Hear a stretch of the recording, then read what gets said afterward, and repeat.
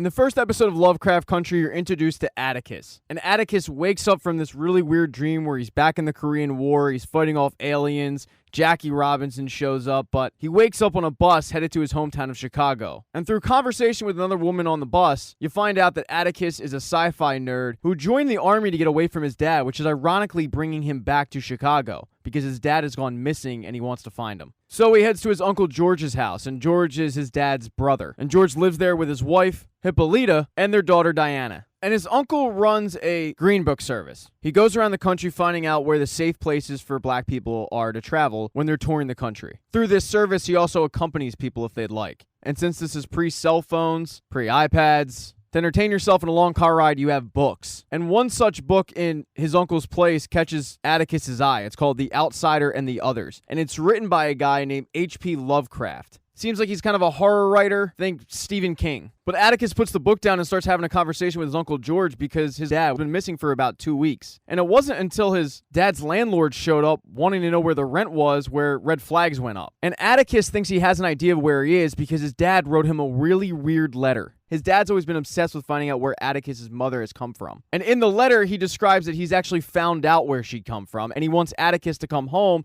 so they can travel there together. In the letter, it says that he has a secret legacy and this birthright that's been kept from him. But the weirdest part about the letter is the fact that he wants him to go to Lovecraft Country, because apparently his mother is from Arkham, Massachusetts, but upon further review, you find out it's actually Ardham, Massachusetts. So his uncle's going to look into these areas, and in the meantime, Atticus heads to a local bar where his dad frequented. And he talks to the owner, who tells him that the last time he saw him was about 2 weeks ago when he left with some white guy. The guy was really well dressed, and he drove a really fancy car, a silver sedan. Upon getting this information, though, Atticus leaves because that night they're having a block party. And at the block party, they have a local singer named Ruby who's very popular with the crowd, and her sister shows up named Letty, and it seems like the two are a duo, and they're pressured to sing together, and they do that. But afterwards, Ruby wants to know what the hell Letty's doing there, figuring that she's just there for money. But Letty says, no, I just need a place to stay for a couple of days. And it seems like there's bad blood between the two because Letty skipped out on their mother's funeral. She missed it completely. And she also seems to think that she's too good for some of the jobs that are available to her. Now, Atticus goes home to find his uncle, who has located a map. And he tells him that it's going to be difficult to find Ardham because the last mention of it was 2 centuries ago. And where it was is near this place that's now called Devon County. So while Atticus wants to go alone, his uncle says, no, I'm coming with you. I was heading out on a guide trip anyway, and Devon County would be a good addition to the book. And since it's his car, Atticus can't really put up much of a fight.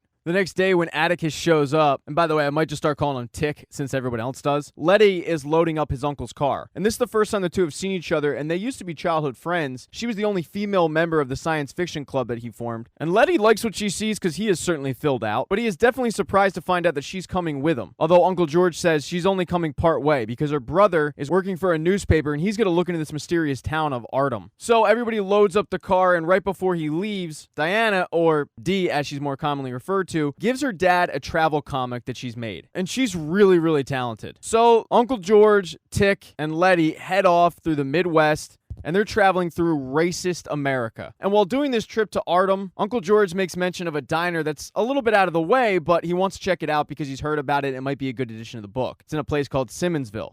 And as they're driving in, they're getting dirty looks from the fire department. But they keep driving and they find the diner. The issue is the diner has changed names. And when they walk in, there's 2 white people there, one of them working, and neither of them look happy to see 3 black people walk into the establishment. And even though it feels like they shouldn't be there, Uncle George says, no, we have every right to be here. Hell, Tick, you served the country. So the waiter, who looks terrified, doesn't really know what to do and gives them menus, but then heads off to the back. But when Letty heads to the bathroom, she overhears the waiter, who's on the phone with the owner, saying he doesn't really know what to do. And he hasn't served him yet after what the owner apparently did to the old owner of the place. And right at about the same time, Tick has noticed that the entire place is painted white, and the White House was painted white after a fire. And when he moves one of the floor tiles, he sees that the entire place has been charred. And at the same time, Letty screams, we gotta get the hell out of here. They race off in their car as the local fire department are shooting at them in a high-speed chase. And Letty's doing a great job evading them when all of a sudden this silver fancy car gets in between them and the shooters. And the silver car stops on a dime, and the fire department car actually flips over the silver car, crashing. But instead of stopping to see if everybody's okay, Tick, Uncle George, and Letty just continue on to Letty's brother's house. And over dinner, they're laughing about the whole encounter and about how Letty saved their asses. But then they get to the whole reason they've shown up, the information he's found on Devon County. And he tells them that the more he kept digging in, the more it got stranger and stranger. It has to do with naming a town after a place in England where they hung a woman who was apparently having sex with the devil, and the devil appeared to her as a black man. So this area was founded by witch hunters, and apparently they don't like outsiders at all. There's a few stories about travelers who were attacked in surrounding woods by grizzlies and wolves, but there's a bunch of missing people. And he figures that some of the missing people might have to do with the current sheriff. He's an ex-Marine, and he's got a large complaint file from the NAACP. Now, Letty's brother tried getting the property records to find out the deeds and where Artem would be, but to no luck. No one answered. But he figures he has located where it would be or around where it would be.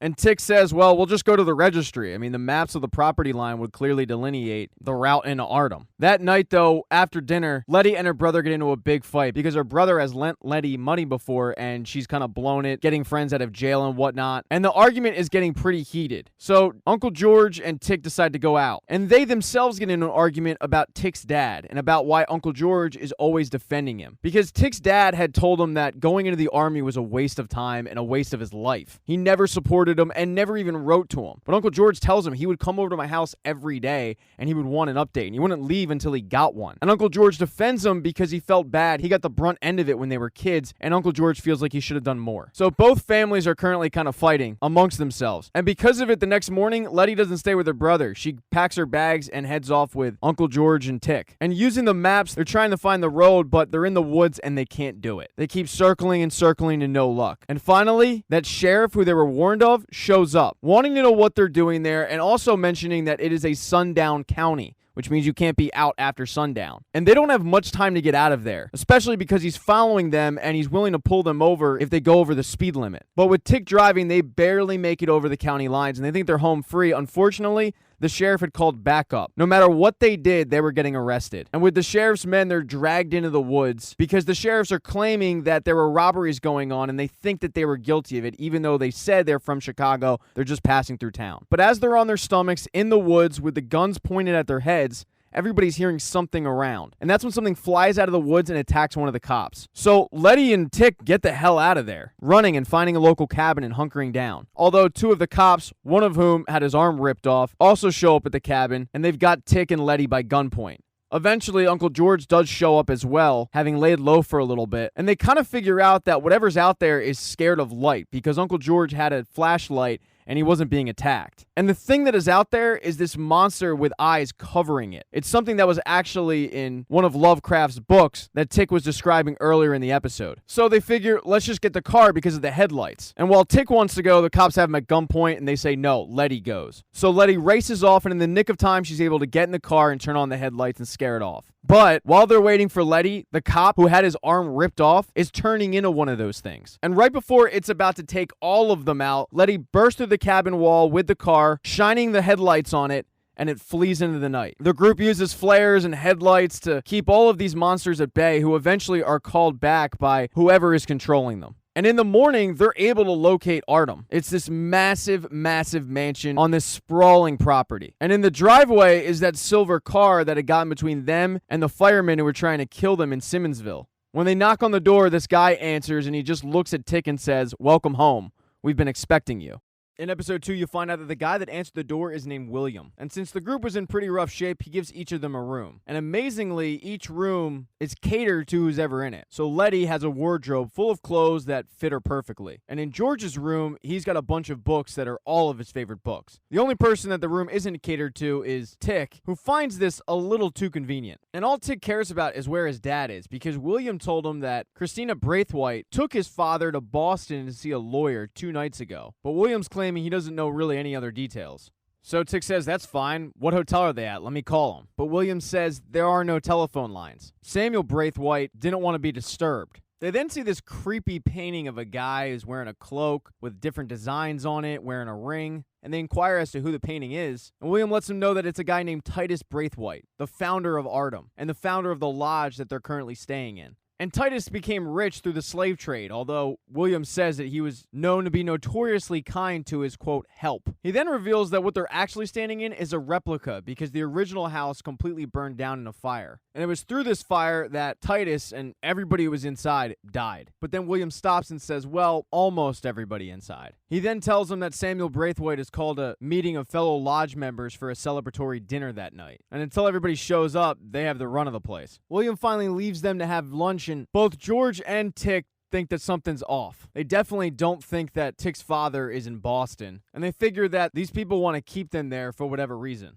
Liddy sits down to eat, and Tick says, how can you do that with what happened last night? And then they realize that neither Letty nor Uncle George remember what happened. And Tick keeps describing it over and over, but the more he's describing it, the crazier he sounds. Monsters in the woods, being attacked. I mean, it sounds like you're making it up if you didn't actually live it. He quiets down, though, when he realizes that he's being watched by William. After lunch, they head down to the nearby village, and they notice that there are a bunch of cars in the garage, and one of them is the car that they drove to the town in, which crashed through a cabin, although there's no indication whatsoever that the car actually crashed. And William seemingly appears out of nowhere and throws Uncle George the keys, and that's when Tick gets in William's face asking what the hell happened. And the only thing William says is there was blood on the seats, but he had the butler wash them out. Tick continues to be a little creeped out and says, all right, let's go. And they head down in the village. And the village is weird because everyone seems to be dressed like they're Amish. And Letty and Uncle George hang back and they're talking about what could possibly be wrong with Tick. And they figure that it might be PTSD. But Tick overhears this and loses his shit on them, saying it's not PTSD at all. He remembers what he saw.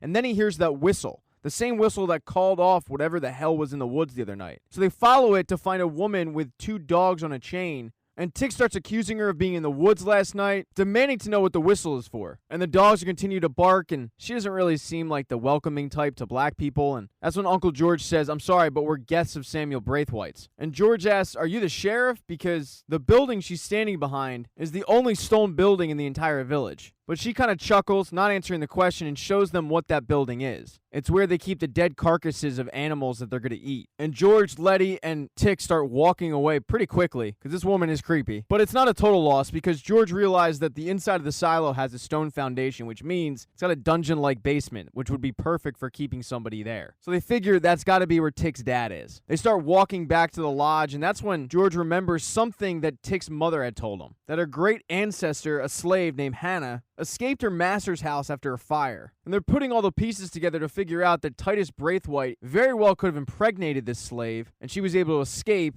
and that could be the birthright that his father was talking about in the letter, that he is a descendant of Titus Braithwaite. But there's a slight issue because it's now nighttime in the forest, and they were warned to get back to the lodge by night because those things that attacked them the previous night, well, they're back. And they've got the group surrounded. But luckily for them, Christina Braithwaite shows up, scaring them off with a whistle, and tells that kind of sheriff woman to escort the guests back to the house and to bring Tick to her father's lab. And when Tick shows up at her father's lab, her father, Samuel Braithwaite, is having something removed. It's painful. I'll go with the appendix because no one needs that, but I'm not a doctor. After Samuel's able to get patched up, he starts talking about the Garden of Eden and the Bible and whatnot. And in this parable, he says that he is Adam, and he's worked a really long time to return to paradise. And he figures, maybe against his better judgment, that Tick can help him do that. But when Tick asks about his father, he snaps at Christina saying, I don't want to see that guy again until the ceremony at dawn. So Tick and Christina walk out, and Christina warns them, my father might look feeble upstairs, but him and the other lodge members are very powerful, and it would probably help you to make some friends while you're here. He then brings up how Letty and his uncle don't remember what happened the previous night. It must be some kind of spell. And she admits that while the spell isn't for just his companions, it's really for anyone who encounters their little guard dogs, her words, not mine, and lives to tell the tale. So Tick says, if you want to be friends, then lift the spell.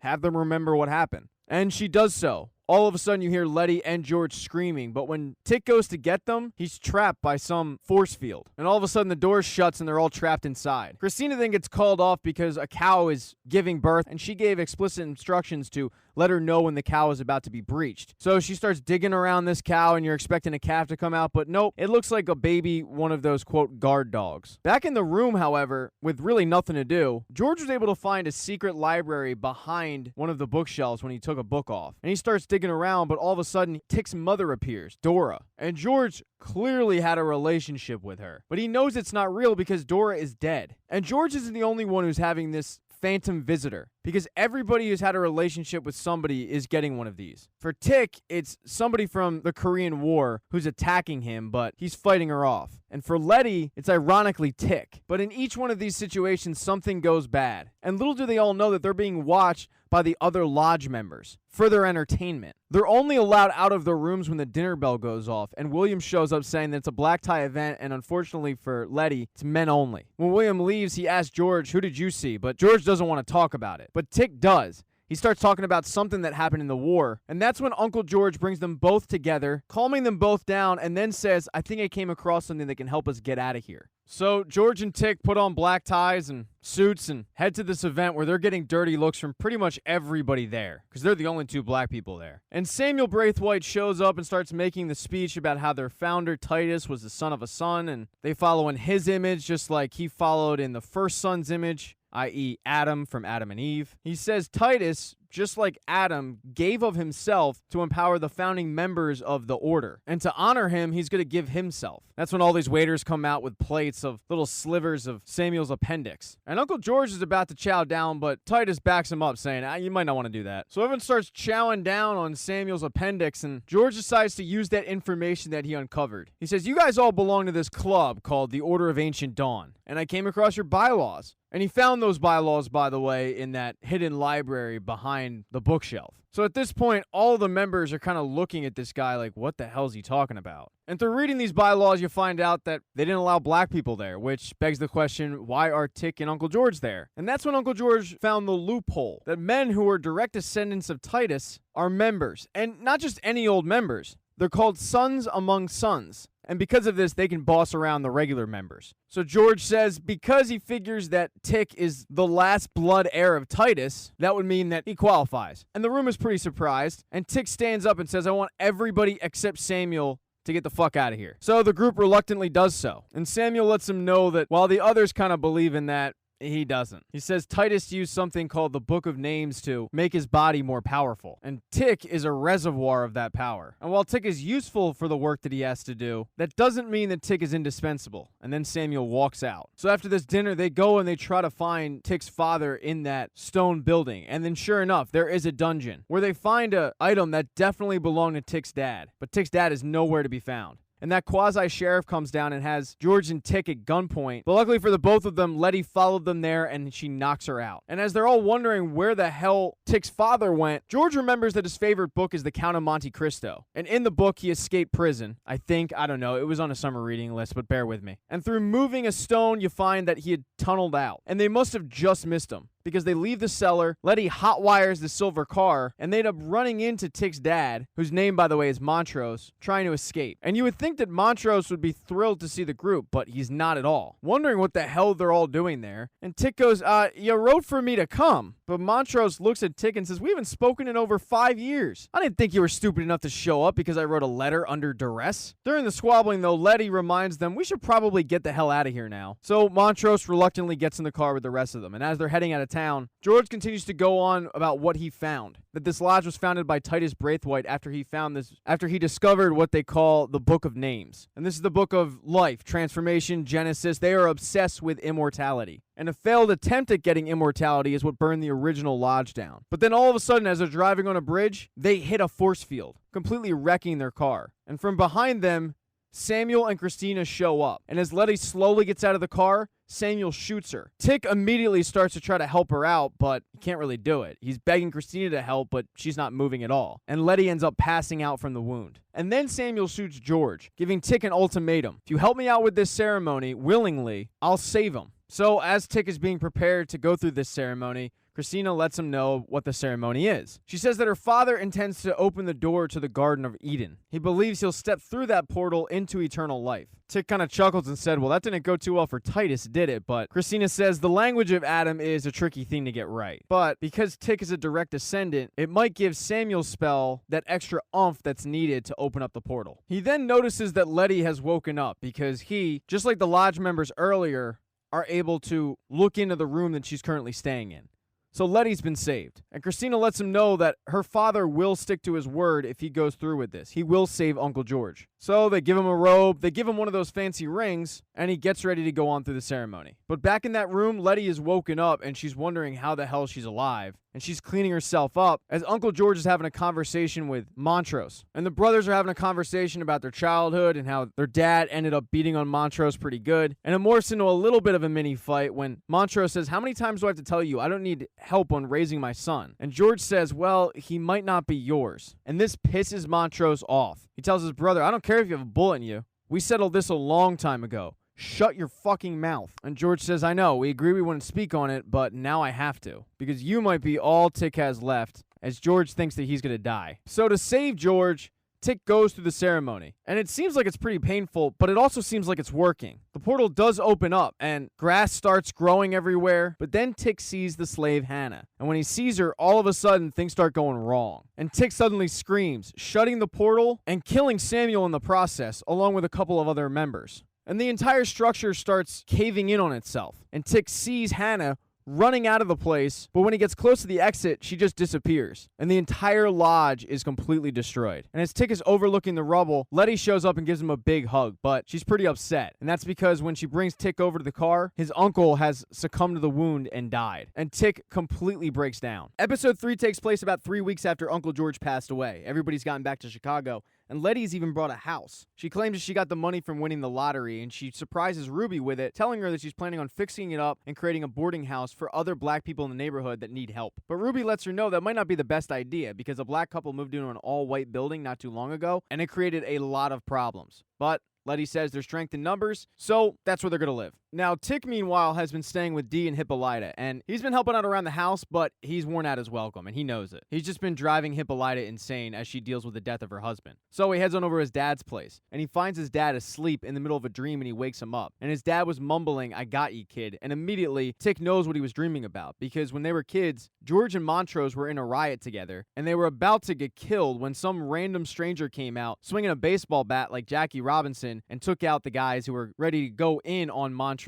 and George. And the only thing the guy said was, "I got you, kid," and then he disappeared as fast as he showed up. They never found out who he was. And that might explain the dream that Tick was having when he was on the bus heading to Chicago. He tells his dad that he's been staying over there, and both Hippolyta and Dee could probably use him around, and that it's really weird being there and knowing what happened to Uncle George. But Montrose cuts him off saying, "Well, they know what happened. That hot-headed sheriff shot him. She saw the body." And Tick says, "I know that's what we agreed on, but it just doesn't feel right." And Montrose says, "What do you want us to do? Tell her that there's wizards? It's just best if we just let her believe that he was shot." The two get into a fight, and Tick knows that he just can't stay there. So he heads on over to Letty's boarding house, where she's fixed it up and it's move-in day. And she's walking around, helping people move in, taking pictures of the event. But then, to her surprise, in walks Tick. And this is the first time the two are seeing each other since George's funeral 3 weeks ago. And he really just showed up to check in on her before he hits the road, because he's planning on going back down to Florida. She tells him how she has a room available. If he wants it, he can stay a little bit. But their conversation is interrupted when they hear a car horn outside. And when everybody in the boarding house goes outside,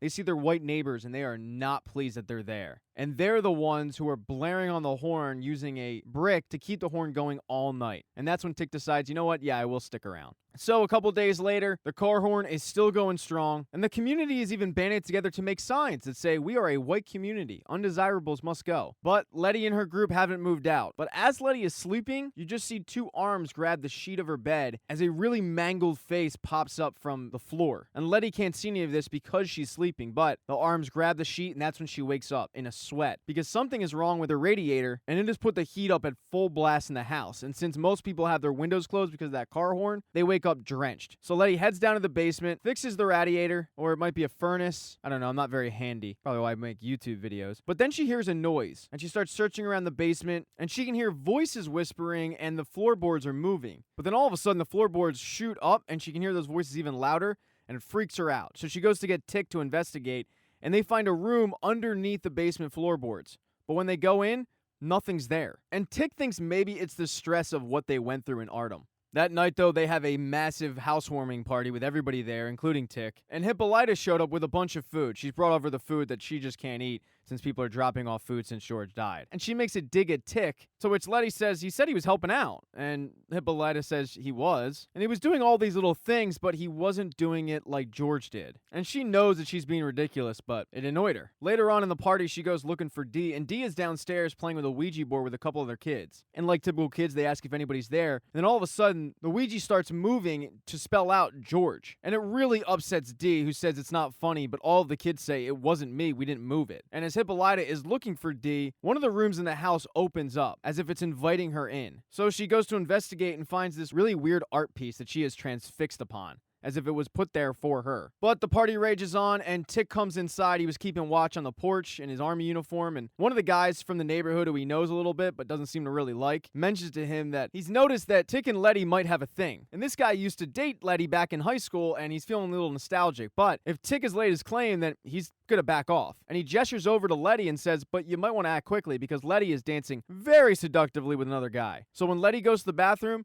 Tick makes his move, barges in there, and the two have sex. And Tick has that sheepish grin on his face like, yeah, I did it.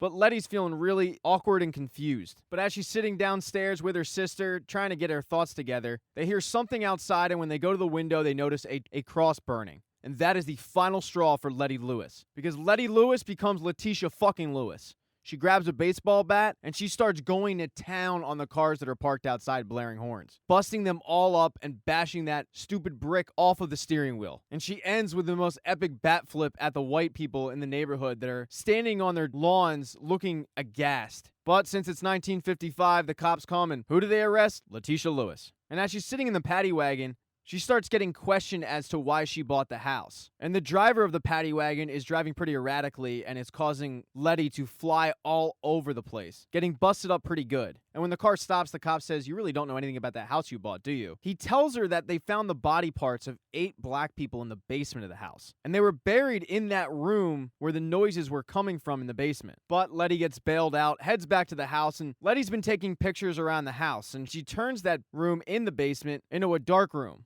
But she notices when she's hanging up the pictures that there are slash marks all over them. And when she puts all the pictures together, a face appears in the slash marks. But not only a face appears, a face literally rises out of the photo screaming at her to get out of the house. And Letty frantically comes up from the basement and starts looking at the other pictures that she took. But as she's doing so, Ruby is telling her that they have an issue. People are moving out. They don't feel safe. And it's an issue because they have a mortgage payment to make. And that's when Letty makes a mistake, saying, it'll be fine. I still have some money that Mom left me. And right away, she knows she made a mistake. Because Ruby had no idea that their mother left her any money whatsoever. But their mom didn't just leave Letty some money. She left Letty all of the money. And Letty didn't bother to tell Ruby or her brother any of this. And that's what pisses off Ruby the most. The fact that she took the inheritance and tried to play it off like she was buying this house for the both of them instead of splitting it equally. Especially after Letty didn't do a damn thing to help her mother. And it's not like Letty asked for the inheritance and expected it, and she was just as surprised as anybody when she got it. But Ruby's whole thing is you never should have kept it a secret. And she's not the only one who feels lied to, because Montrose has taken Tick's advice and headed over to George's place. But Hippolyta brings up this whole issue with George, saying something doesn't feel right. It just feels like there's something you guys aren't telling me. But Montrose still doesn't tell her the truth. Now that night, Tick heads to the bar and he finds Letty there doing a bunch of research, because she's realized her house is haunted. She tells him how the realtor was pretty cagey about the previous owners. He wouldn't give many details, but he did call it the Winthrop house. And while she didn't find anything about the Winthrops, she was able to find the previous owner, a guy named Hiram Epstein. And he was a scientist at the University of Chicago until he was fired for unethical experimental practices. And she thinks that he was experimenting on humans. She also finds it weird that the police captain was so invested into the house. And that's when she finds a newspaper clipping with the police captain who was questioning her and the scientist. She then shows Tick the pictures that she took the day they moved in. And next to all the tenants, you can clearly see there are people in them. I mean, it's blurry, but you can make out faces. So Letty matched up those faces to missing people, and sure enough, they're one and the same. So the way she has it figured out, the police captain was kidnapping black people to give to this guy, and then this guy was killing them with his experimental practices. And now these ghosts are trapped in her house with their killer, and they're tormented. So they need to figure out a way to purge the house. But before they can do that, they need to discuss what happened the previous night, because Letty reveals to him that when they had sex, that was her first time. She was a virgin. And Tick starts to apologize, but she says, no. I don't regret it. I needed it. I mean, after what happened in Artem, I needed to feel something. But with that admittance out the way, they need to figure out a way to purge the house, and they get a voodoo witch doctor kind of person to sacrifice a goat on the porch and then head into the basement where she says, yeah, no, there's definitely something here. So the three get in a circle and they start chanting. But while they're doing that, three of their neighbors break into the house. Let's call them Chet, Bryce, and Blake. And as all three of those bros start searching through the house for Letty and Tick, holding baseball bats ready to bash their brains in, the house starts fighting back, drawing them all in one by one and killing all of them. Now, the ceremony going down in the basement is getting pretty frantic. Things are literally flying around the three of them, and then it just stops. And it's calm for a bit, but then the sprinkler system goes on. And they try to get out of the basement, but the witched voodoo doctor person is thrown back. And she's basically possessed. She starts choking Letty, throwing her to the side, and then turning her attention to Tick. Choking him, but then suddenly collapsing. And as Letty looks at Tick, she realized that now he is possessed. And suddenly, all of the ghosts of the people that are there appear in a circle, screaming at Tick, because Tick has been possessed by the doctor. And they're all mangled up, just like the way the doctor left him. But one by one, they start to reappear the way that they were, healed. And Letty screams, "Get the fuck out of my house." And all of a sudden, all the ghosts are gone, and it's just Letty. And the purging has worked. So Letty opens back up the boarding house, gets some new tenants, and even gets some local publicity in a newspaper article. And as she's walking around the house with the reporter asks just, hey, off the record, do you know anything about the three white people in your neighborhood who suddenly disappeared? But Letty says, no, I don't know anything. And as Letty and the reporter are getting off the elevator that's in the house, the elevator continues to go down and down and down. And when it opens up, you see the three bodies of those white people, along with the skeletons of a lot more down in a tunnel. Now, Tick was hanging around outside of the realtor's office that sold Letty the house, and he sees a familiar face walk in, Christina. So when Tick walks in, he overhears Christina telling the realtor to get in the car and pack up because he's closing up shop. And after the realtor leaves, it's just Tick and Christina in the office. And Tick says, Letty's inheritance didn't come from her mother, it came from you. She asks, how did you figure it out? And he says, Winthrop. Tick saw that name carved on the frame of her father's favorite painting. She tells him that Horatio Winthrop was one of the founding members of the Sons of Adam, but he was banished after he stole pages from the Book of Names. He was just sick of Titus being the only one who could read the language, so he tried to develop his own from the stolen pages. And Hiram Epstein, that doctor who was experimenting on people, he was a follower of his. Tick cuts her off and says, I didn't come here for a history lesson, and then pulls out a gun and points it at her. But he can't pull the trigger because Christina has him under a kind of spell. And she says, I'll continue the lesson now. She tells him that most of the order never create their own spells because, quite frankly, they don't have the discipline or the talent. Those that do usually only get one spell in their lifetime. And her father's claim to fame was his invulnerability. But he had to lift that spell in order to open the door to the Garden of Eden. And that's kind of how he died. She tells Tick, it's extraordinary, really, when you think about it. Every spell the Sons of Creative has come from just one deciphered chapter from the Book of Names. And it's all orally been passed down by Titus. Now, the book is gone, and Titus locked his pages in a booby-trapped vault that no one can get into. But imagine the possibilities if Horatio Winthrop's pages were to be found. The language of Adam could finally be decoded. She then gives him a note with her number on it and says, call me when you're ready to learn more about our family legacy. And then she leaves. In episode 4, Christina heads on over to the Winthrop house, and Letty immediately comes out wanting to know what she's doing there. And Christina tries to come into the house, but she's not able to. And it all has to do with the precautions that voodoo witch doctor took. So they're going to have this conversation on the porch, and Christina asks, who helped you evict Hiram? And Letty's pretty curious to how she knows about that, but then figures out, oh, you must have been the one that gave me the money. And Christina kind of admits it. Christina then tells her about how Tick tried to kill her and says that if he keeps acting in this manner, it's going to get Letty killed again. And Christina doesn't want that. In all honesty, she doesn't even want the house. She wants something that's in the house. She wants Hiram's orrery. And the orrery is that structure that had Hippolyta transfixed. And unbeknownst to Christina and Letty, Hippolyta actually took it from the house and has it in her green book shop, trying to figure out exactly how it works. But since Letty has no idea what it is and hasn't seen it, she tells Christina to kick rocks. But as soon as Christina leaves, Letty heads on over to the library to track down Tick. Tick is doing some research on the family, but Letty is pissed. She first yells at him for trying to kill Christina, and then she yells at him for knowing the whole time that it was Christina who actually bought the house, but he failed to tell Letty that. They then get back to the whole trying to kill Christina part, and he lets her know that she can't be killed. He tried. She must have had some kind of spell on him. And Letty asks, well, if she can't be killed, does that mean that Samuel's alive? And he explains, no, he had to lift the curse to open the Garden of Eden, so no, he's actually dead. But Tick thinks that he was sent in there by Christina as a Trojan horse to get her father out of the way. Letty then notices that Tick's bags were packed and says, I can't believe you were just going to go kill her and leave us here. But he says, no, I'm not doing that. I'm not leaving town until I know that everybody's safe from her. That's why I'm trying to figure out a way to stop her. He then tells Letty about the lost pages, and he figures that if he can get his hands on those lost pages, combined with Titus's blood that's flowing through his veins, he can probably decipher it and start casting spells of his own to protect everybody. The problem is, he's come up completely empty on all of his research. And Letty says, why don't you just go ask your dad? I mean, he's done all this before, right? But Tick gets very dismissive, saying he doesn't want to involve him at all and kind of shuns her away. But then he starts noticing that in all the library cards, Montrose did check out all the books that he's currently reading, and he's just wasting his time. So that night, he meets up with Montrose and Letty at the bar, and they're kind of coming hat in hand trying to find out if Montrose is willing to help them, but he's not. And this really upsets Tick, so he storms off, and Letty ends up cursing out Montrose, saying, I can't believe you're going to sit here and watch your son continue to look for answers that you already have. And as she's about to leave, Montrose says, do you have family in Boston? Because I think I know where to find the vault. So the next morning, the group packs up to leave, but they also have some unwelcome guests, because Hippolyta and Dee are coming with them. And Hippolyta is still very suspicious about everything she was told about her husband's death. So when Montrose came to her and said that Montrose, Letty, and Tick were heading up to Boston, she felt like she should come along. And they don't really have a choice because it's her car. And to make matters worse for Tick,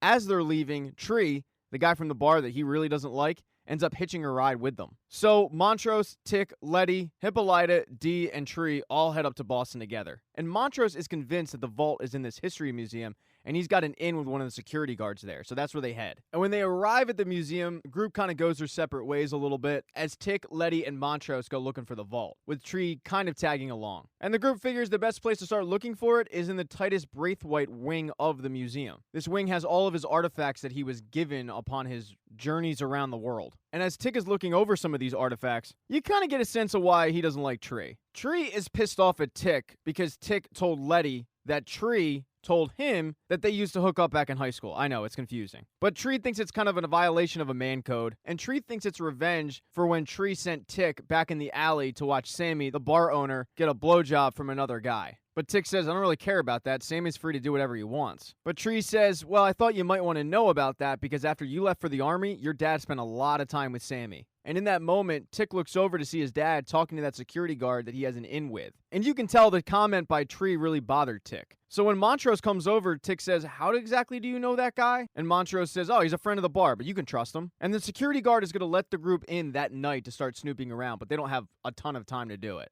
But the good news is they figure they already know where the access to the vault is. Because in the center of the Titus Braithwaite wing of the museum, there's a massive statue of Titus Braithwaite.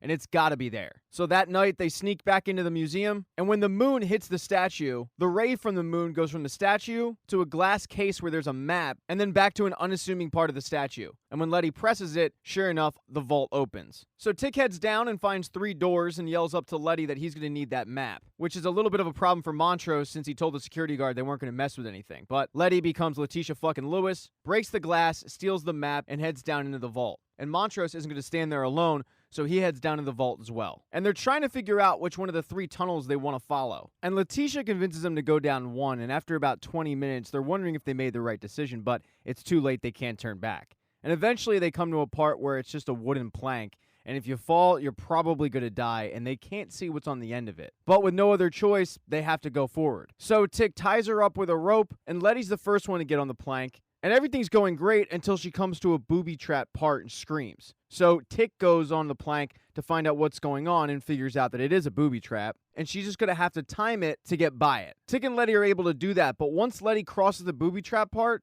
the plank starts disappearing pretty quickly. And Montrose starts freaking out because he wasn't on the plank. So Tick kind of runs back on the plank to help out Montrose. And Montrose throws him his bag full of stuff that Tick drops. But luckily, Tick does catch Montrose, and the two quickly move towards the end of the plank, where they find a door with a bunch of push tiles. And they're trying to figure out the exact combination, and somehow Montrose knows the exact combination to use, and luckily, they push the right combination, they open the door just in the nick of time right before the plank disappears entirely. They get to another room where there's a bunch of water, and because of a saying that was on the initial tomb, Tick has figured out that the water in the vault is only going to continue to rise with the tide, and they don't have a lot of time. They probably have about an hour, so they better hurry the hell up. And that's what Tick does, but that's not exactly what Montrose and Letty do. And they feel like Tick is kind of leaving them behind, to the point where Montrose says, "Is this what they taught you in the army?" And that really pisses off Tick. He storms back and says, "No, they didn't. I'd never leave a man behind in the army, but I knew that I could trust those people." And Montrose says, "What the hell do you mean by that?" And Tick wants to know how Montrose knows all of this information, how many lodges there are, the exact combination to the crypt. And that's when Montrose reveals that George, on his deathbed, gave Montrose the Order of the Ancient Dawn bylaws. And Montrose read them, but then he decided to burn them entirely, trying to close Pandora's box. And the only reason why he's currently helping them is because Tick is so steadfast at getting to the bottom of this that he felt like it was his duty as a father. So as the two continue to argue about this, Letty, realizing they don't have a lot of time, continues to move forward until a body floats by her and she freaks out, noticing who it is. It's one of her neighbors. And that gets Tick and Montrose's attention to continue on, and that's when they find the elevator to the Winthrop house. Yes, they were somehow able to get from Boston to Chicago. But as they follow the tunnel, they finally get to the end of it. And what they find is an arm sticking out of a wall. And the arm belonged to Hiram Epstein. It was ripped off, and we know this because when the ghost of Hiram Epstein appeared, he was armless. So Tick grabs the arm, rips it out, and also takes the ring off of it that belongs to members of the Sons of Adam and puts it on. And he hesitantly puts his arm in there, hoping that his blood is good enough to open whatever door it is. And initially, whatever's in that door grabs Tick and starts cutting him up, and he freaks out. But then they notice that his blood is filling these tiny little cylinders at the top of the door, and sure enough, a trapdoor from the ceiling pops down with a ladder. And when the group follows that ladder up, they get taken to a ship with a bunch of skeletons in it. But Letty does notice the pages, and when they go to grab them, one of the skeletons that was holding the pages starts coming back to life, really freaking out the group. And the woman transforms the way she was into a human and starts talking this language that nobody understands except Tick. And she tells Tick that Titus came to her village looking for somebody to transcribe the pages, and she agreed to help. And initially, she had no reason not to trust Titus, but when she found out who he was, she refused to decipher another word. And that's when Titus trapped her, telling her that he would reignite her with her people. And he did, in fact, do that. But the way he did that was by killing all of them and trapping her in this room. And it wasn't until someone with Titus's blood came that she would be brought back to life. And because of the fact that she was brought back to life and she knew of this whole thing about Titus's blood, she's a little hesitant to even trust Tick. But Tick lets her know it might be his blood, but we're not family. I don't mess with that guy. Even so, because of that initial betrayal, she's not willing to help Tick and his group. So Montrose says, "We don't have time for this." He grabs the pages, but when he does that, the windows start to crack and water pours into the room. So everybody ends up frantically heading back to the elevator and making it back just in the nick of time. But when Montrose asks the woman if she's okay, she lets out a scream that is painful to everybody's ear, to the point where Tick actually has to knock her out. Now, when Tick does get back to the house, he's able to somehow communicate with her and figure out that Titus must have put a spell on her that if she ever escaped, she would be turned into a siren so she couldn't talk. But Tick tells Montrose that he's going to teach her English, that way they can better transcribe the pages. And then Montrose does something that he's really never done before. He tells Tick that he's proud of him. And he also tells him that his mother would be really proud of him at the moment. And Tick, not really sure how to react to this, just says, "All right, I'm going to go to bed, thanks." But after Tick does that, Montrose heads back into the room, whispers into the woman's voice, "I'm sorry," and then slits her throat. Now, once again, they were somehow able to get back from Boston to Chicago following those tunnels, and that left Dee and Hippolyta in Boston traveling back by themselves. And Dee asks, how in the world did they get back so quickly? And Hippolyta, who is pissed off, knowing something's not right, says, "I have no idea." But then she notices that Dee is reading her dad's atlas. And when she looks at it, Devon County is circled. So instead of heading back to Chicago, Hippolyta bangs a U-turn and says, "We're going to go get some answers." And then to give an update on Christina, after she left Letty's boarding house, she ended up going to the police captain. And the police captain isn't thrilled to see her, demanding to know what she's doing there. And she comes clean, saying, "I'm here for Hiram's orrery. That's the key to his time machine, correct?" And he yells at her for coming into his lodge's territory and taking what's rightfully their property. But she looks at him and says, "I'm sorry, did I miss your official initiation into the order?" And he stands up and says, "Well, I certainly didn't miss yours. It's still no women allowed." And then when she leaves that meeting, he puts a tail on her. Although unfortunately for the police officers who were tailing her, William's onto him, kicks the shit out of him, and tells him that Miss Braithwaite doesn't like to be followed. But William has plans. He heads to the bar to find Ruby singing the blues because that day she headed to the department store that she's been trying to get a job at for quite a while, only to find that they hired another black girl. So she is in a mood. But William starts buying her drinks, and initially she doesn't want them, saying that she can buy her own drinks. But he says to her, "What if I told you that I could change your life and I could keep that promise?" So the two continue to drink the night away as Ruby vents to him about the whole thing with the department store and about how they're not going to hire two black women. But then she also looks at him and says, "You better stop looking at me like that because it's not going to happen." And in every TV show and movie, when a woman or guy says it's not going to happen, you know it's going to happen. And sure enough, it happens. They head back to the house. They end up hooking up. Ruby accidentally ends up cutting her hand, which William ends up licking the blood off her hand in a really weird moment. And it's also worth mentioning when he takes his shirt off, he has some really weird markings and scars on his chest, but the two end up banging their sorrows away, literally. The next day, Letty and Atticus wake up, only they don't find the woman. And they go to Montrose and ask, "Where is she?" And Montrose tells them that he let her go. And not only did he let her go, but he let her go with the pages. And when he says that, Tick beats the shit out of him. I mean, has to be restrained. He is irate. He storms down to the basement where Letty's having that dark room and starts frantically looking over all the pictures she's developed because he wants to know if she took any pictures of the pages. And Letty's trying to calm him down, and he finally sort of does that when he realizes that she's holding a bat. So they both go their separate ways, and Tick cools off, and later that night they link up. And she lets him know that she did in fact take pictures of the pages, she just hasn't developed them yet. Tick thanks her and apologizes for the way he acted, and she asks him, "If I wasn't there, would you have killed him?" And he admits that he's thought about it plenty of times, mostly after he used to beat him as a kid, but he never really thought he would have that anger in him, and he didn't find it until he went to war. She tells him that that side scares her, but she can't be that scared because the two end up hooking up that night. And afterwards, they end up heading back to Letty's house and developing the pictures, but Tick falls asleep and has a dream where he's chasing his great-great-grandmother through the Braithwaite estate, just like he actually did, only this time he gets lit on fire. So he wakes up from this dream in a panic, and it's all because he's been running himself ragged trying to figure out the language of Adam. And he has been able to figure out 11 of the letters, but 11 isn't 26, and he's frustrated by it. And Letty says aloud that it would have been a lot easier with the woman's help, but she understands why Montrose let her go. I mean, if they had kept her against her will, they're no better than Titus. And that's when Tick tells her what really happened to the woman. And Letty is mortified and shocked about the fact that Montrose actually killed this woman. So Tick tries to calm her down, saying he probably didn't know what he was doing. He was just protecting us. But Letty has had enough, saying this language is the devil's work. But Tick defends the language, saying it's not inherently evil, it's what we do with it. And all we're doing with it is trying to protect ours. How can that be evil? And Letty says, "Well, look what Montrose did to protect you."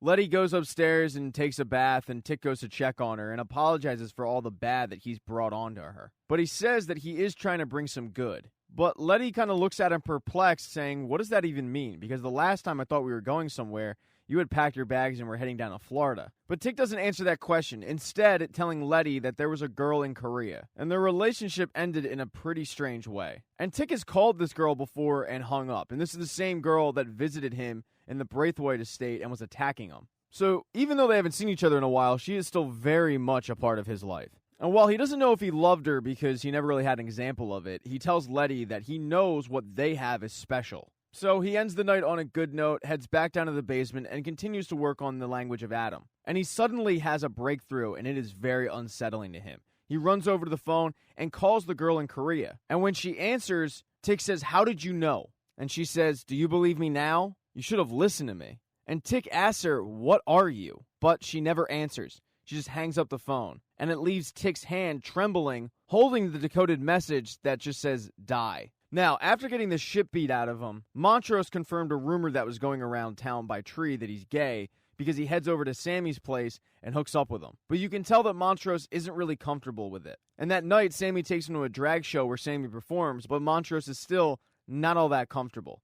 And it takes a little bit of time, but finally Montrose gets more and more comfortable and accepts the fact that, yes, he is gay. And it allows Montrose to kind of shed that skin and let loose. But Montrose isn't the only one who sheds some skin. Because Ruby wakes up after sleeping with William, only it's not the Ruby that we know because it's Ruby in a white woman's body. And as you can imagine, she's pretty freaked out. She starts walking around the south side of Chicago and everyone's staring at her, wondering what this woman's doing because she's disheveled looking, she's kind of muttering to herself, and she's telling people that she is Ruby, although no one believes her because she's in the body of a white woman. And a black boy bumps into her and asks her if she's okay, but when that happens, a police car that's rolling by ends up stopping, pulling Ruby to the side and telling her, "I'm sorry, ma'am, you'll be okay," but then demanding to know what the black boy did to her. And it takes a few times for Ruby to say he did nothing for them to finally let the kid go. They put Ruby in the car and start driving her back to William's place, even though she's begging not to go.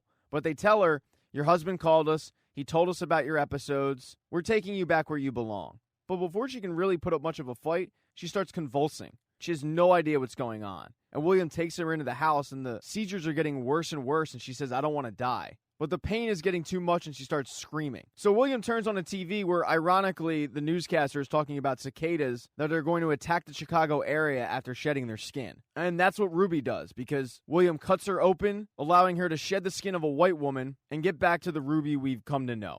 So Ruby gets cleaned off and is laying down, and William comes in and starts talking about butterflies and how they evolve through metamorphosis. And he wanted to apply the same metamorphosis to humans, but he was laughed at by the scientific community. But then he ran into Hiram Epstein. And Epstein just wanted to understand the universe, so he created these doorways, but they were magical doorways. And Ruby asks him, "Did I die to become that white woman?" And he tells her no. The potion that's used just mimics the metamorphosis. It wears off over time. And that is the convulsions that Ruby was experiencing. And all of this, understandably so, is blowing Ruby's mind. The fact that magic exists, and the fact that she woke up to become a white woman. And what really amazed her was, while she was walking down the street disheveled and looking kind of crazy, she was treated like a human being, and it was all because of the white privilege she was experiencing. But even after all of that, Ruby isn't really interested in continuing the relationship and asks if she's free to go. And William says, "Yeah, you're free to go. You're free to do whatever you want." But William says he has some meetings, and he leaves the room, but before he does so, he leaves a bottle of the potion with a stack of cash. And curiosity gets the best of Ruby again,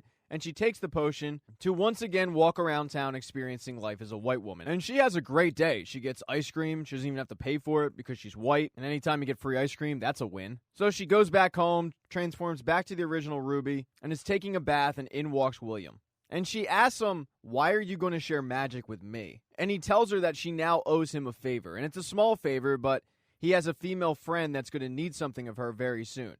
Until then, she's free to go as a white woman, as a black woman, whatever she wants. So the next day, she transforms back to the white woman and heads to Marshall and Fields, the department store that she's applied to many times but never even gotten an interview at. And gets an interview immediately with the manager, who is looking over her resume, blown away that she's applying for a job on the floor. So instead of offering her a job on the floor, he offers her assistant manager position, which Ruby immediately accepts. He then asks her, though, how she feels about working with black people. Because ever since Marshall and Fields lifted their restriction on hiring black people, they've had a few people quit after they hired their girl Tamara. And Ruby tells them, "I'm fine with it. I mean, if she's qualified, what does it matter?" But Ruby has to go because she's transforming back into her original self, and she ends up doing that in the basement of the department store. But hey, it doesn't matter because she got the gig. And the next day, she starts the job, and the manager is a little too friendly with her, but she kind of brushes that off and introduces herself to Tamara. And at first, she's very nice to her and cordial, and starts asking about the qualifications that she has that got her the job. But Ruby gets really mad when she finds out that Tamara had no qualifications. She didn't even have a high school degree. And considering they passed over Ruby with this exceptional resume, Ruby ends up turning on Tamara and snapping at her. She then goes to see how the other half lives and hangs out with about 4 white women that work in the store during their lunch break. And she asks them if the manager there has ever gotten a little too flirtatious with them,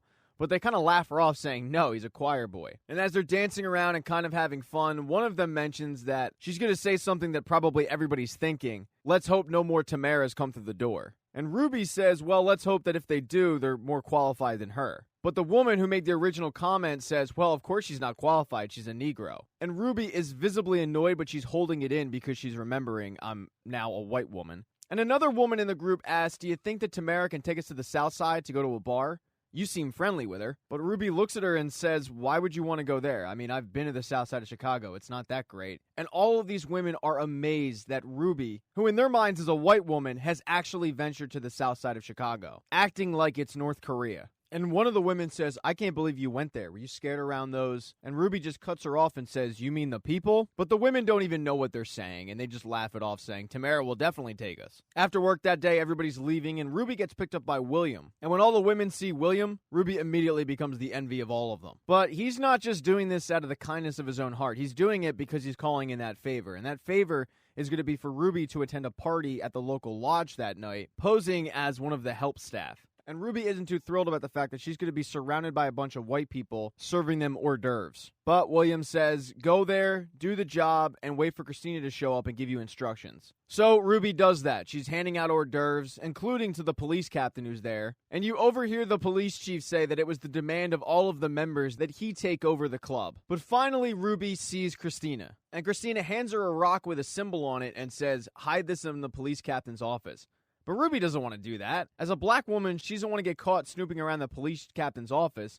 She feels like she's going to get killed. But Christina pleads with her, saying that if you care for William and what he's given you, you'll do this. Because William was the rightful heir to this lodge. And the police captain tried to kill him, shooting him in the back and dumping him in the river. And Christina found him and brought him back to health, but the police captain thinks that William died. And Christina tells Ruby that with her help, by simply hiding this rock, William can get his revenge. So Ruby agrees and puts the rock in a drawer, but then she hears the police captain, along with a couple other people, coming into the room, and she's forced to hide in a closet. And when she opens the closet, she finds a guy there who's been beaten to a bloody pulp, who is unable to scream because his tongue has been cut out. But unfortunately for Ruby, there's nowhere else to hide, and she has to get in the closet with the guy. And she's listening to the conversation, waiting for them to leave, and the police captain takes off his shirt, and he has a bunch of weird markings on his body, not like William's, but kind of looks like he's been burnt. The police captain continues to talk about lodge business with the other members, saying that if Christina wants the orrery, we're going to let her bring it right to us. But the issue is the guy with no tongue is making a lot of noise in that closet to the dismay of Ruby. Luckily for Ruby, though, they never check on him, with one of the cohorts just asking the police captain, hey, has that guy given up the location of the stolen loot?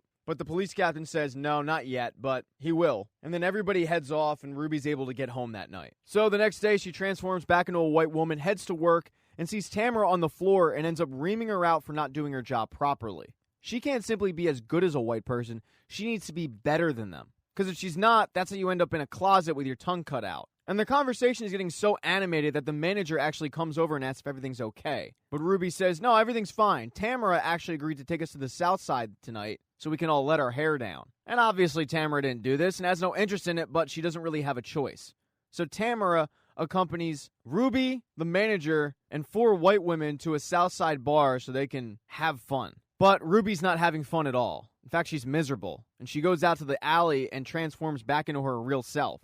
But as she's doing so, she sees the manager forcing himself on Tamara. And Tamara is pushing him away, saying she doesn't want to do anything, but he continues to persist until finally Tamara hits him. So Ruby files that away and heads back to William's place. And she never ends up cleaning up. She's just sitting on the couch covered in blood and dead skin and whatnot. When, to her surprise, out of the basement comes Christina. And Ruby tells her that's the only door in this house that's locked. So what's down there? But Christina doesn't answer the question. Instead telling her, I've been where you are. And Ruby cuts her off and says, shut the hell up. You can't even relate to where I've been. And considering I've been in your situation, I've come to realize that the only thing that white women are disillusioned with is themselves. And Christina thinks about it and says, no, you're right. We want to be you. You want to be us. But you misunderstood William's invitation. He wasn't inviting you to be white. He was inviting you to be whatever you wanted to be. It's an invitation to do whatever the hell you want. And that's exactly what Ruby does the next day.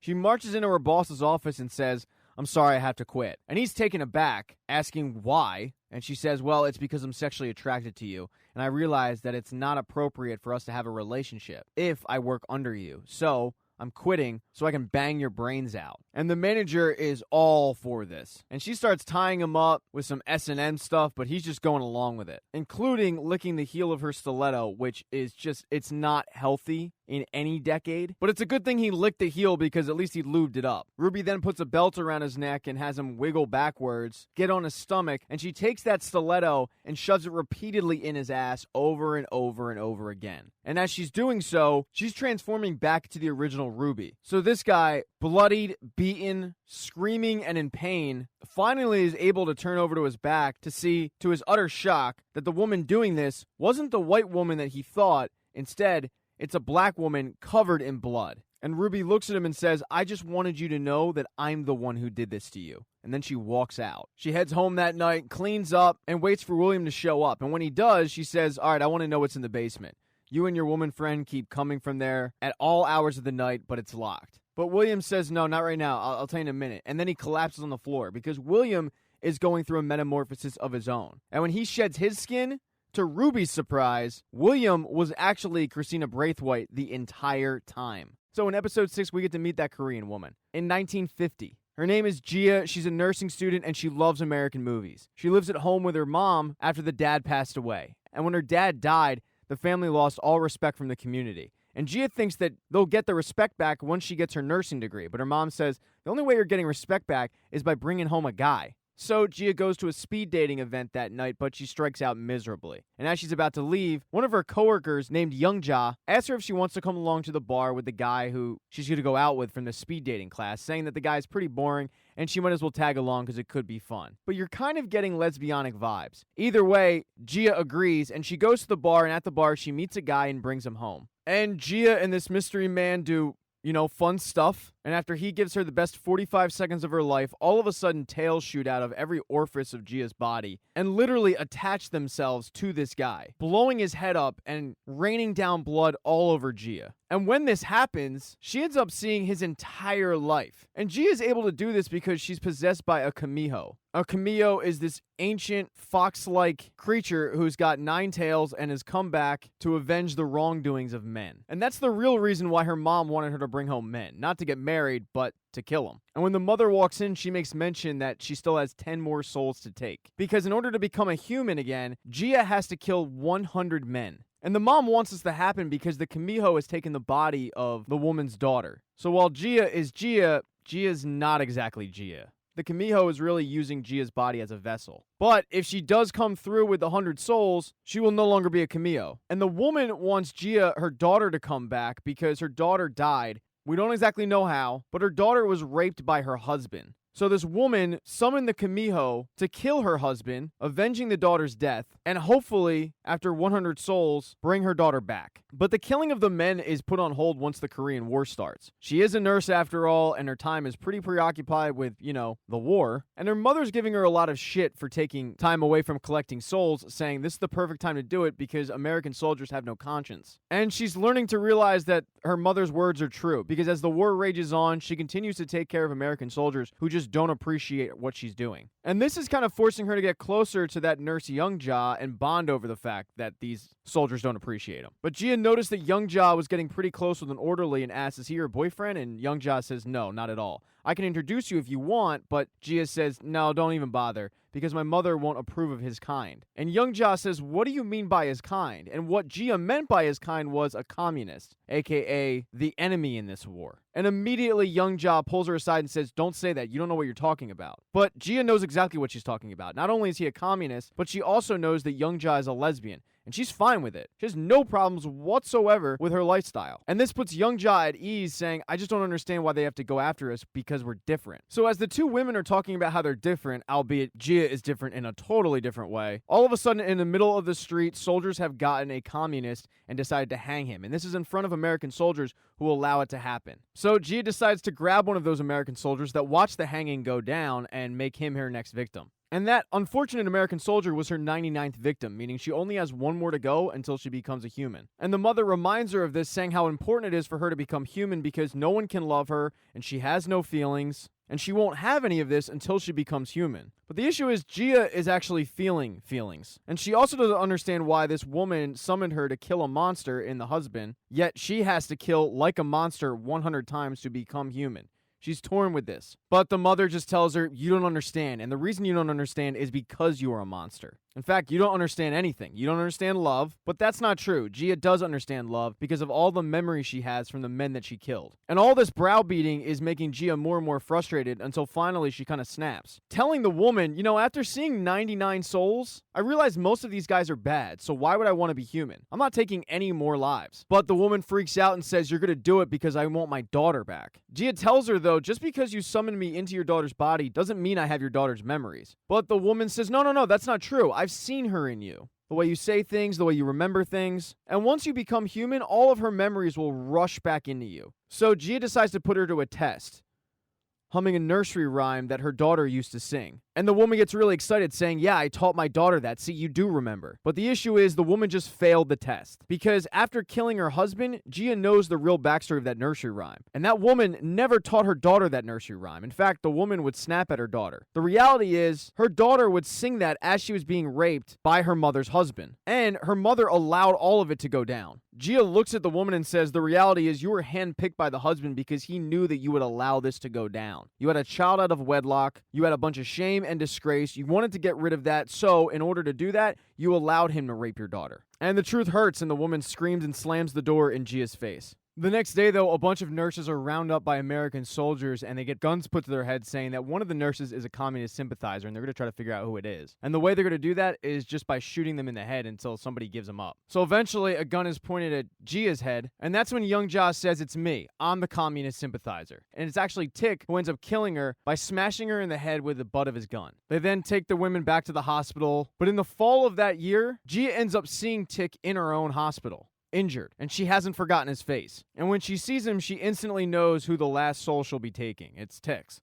She goes home and tells her mom that, and her mom is pleased. The next day, she ends up talking to Tick, buddying up to him, but she's doing so out of vengeance. She goes over to change his sheets, and he starts helping because he just wants something to do. He's bored out of his mind. He then asks her to read him the final chapters of The Count of Monte Cristo because his glasses broke and he can't do it, and she ends up giving him the ending. But she messed up because Tick knows the ending of the book, and what Gia told him was the ending of the movie. Tick says, yeah, it makes for a good ending for a movie, but you really should read the book. The next day out in the yard, she's hanging out with a bunch of other nurses and they're playing with a ball, and the ball ends up going near Tick. And Tick is talking to another American soldier, but this American soldier is Asian. And when she goes over to get the ball, she gets introduced to this Asian soldier, and her love of American movies pops up. She really wanted to see the new Judy Garland movie, but she wasn't able to when the war started. And she asked them both, do you guys personally know Judy Garland? And they both crack up, with Tick saying, we don't mean to offend you, but the only way that we would ever know Judy Garland is if I was his butler and he was his chauffeur. And that's because they're both treated like second-class citizens in their own country, which begs the question from Gia, well then why do you fight for the country? And Tick's friend says, don't ask me, I got drafted, but that guy, he volunteered. Why don't you go ask him? And Tick says to Gia, you go to the movies to escape, and I read books to escape. But eventually, books just didn't do it for me, so I joined the army. As the days go on and Gia and Tick get to know each other, they're getting closer and closer, and she agrees to read the ending of The Count of Monte Cristo, which brings up the question of why he was reading it in the first place, and he reveals to Gia that it's his dad's favorite book. But he currently doesn't really have a relationship with his dad anymore. And she lets Tick know that her relationship with her mom is pretty weird as well. A couple days later, Tick ends up setting a private movie screening up for her for that Judy Garland movie that she really wanted to see. Thanks to Uncle George and his connections with writing the Green Book, he was able to get a copy of the film. And that night, she ends up bringing Tick home, not to kill him, but to actually sleep with him. But before they do so, Tick says, I'm going to let you know now, I'm a virgin. And she tells him, well, it's certainly not my first time. And Tick says, no, I know that. I just wanted to let you know it was my first time and I never felt like this way about any other female. But right before they're actually about to do it, she pushes him off, yelling at him to leave. And as he's packing up his stuff leaving, wondering what the hell just happened, Gia's mom opens the door looking puzzled, watching the 100th soul leave the house. And Gia tells her mom, I actually have feelings for this guy, even though you said it wasn't possible. But her mom just rails into her about what she did. The next day, she goes to apologize to Tick at the army base,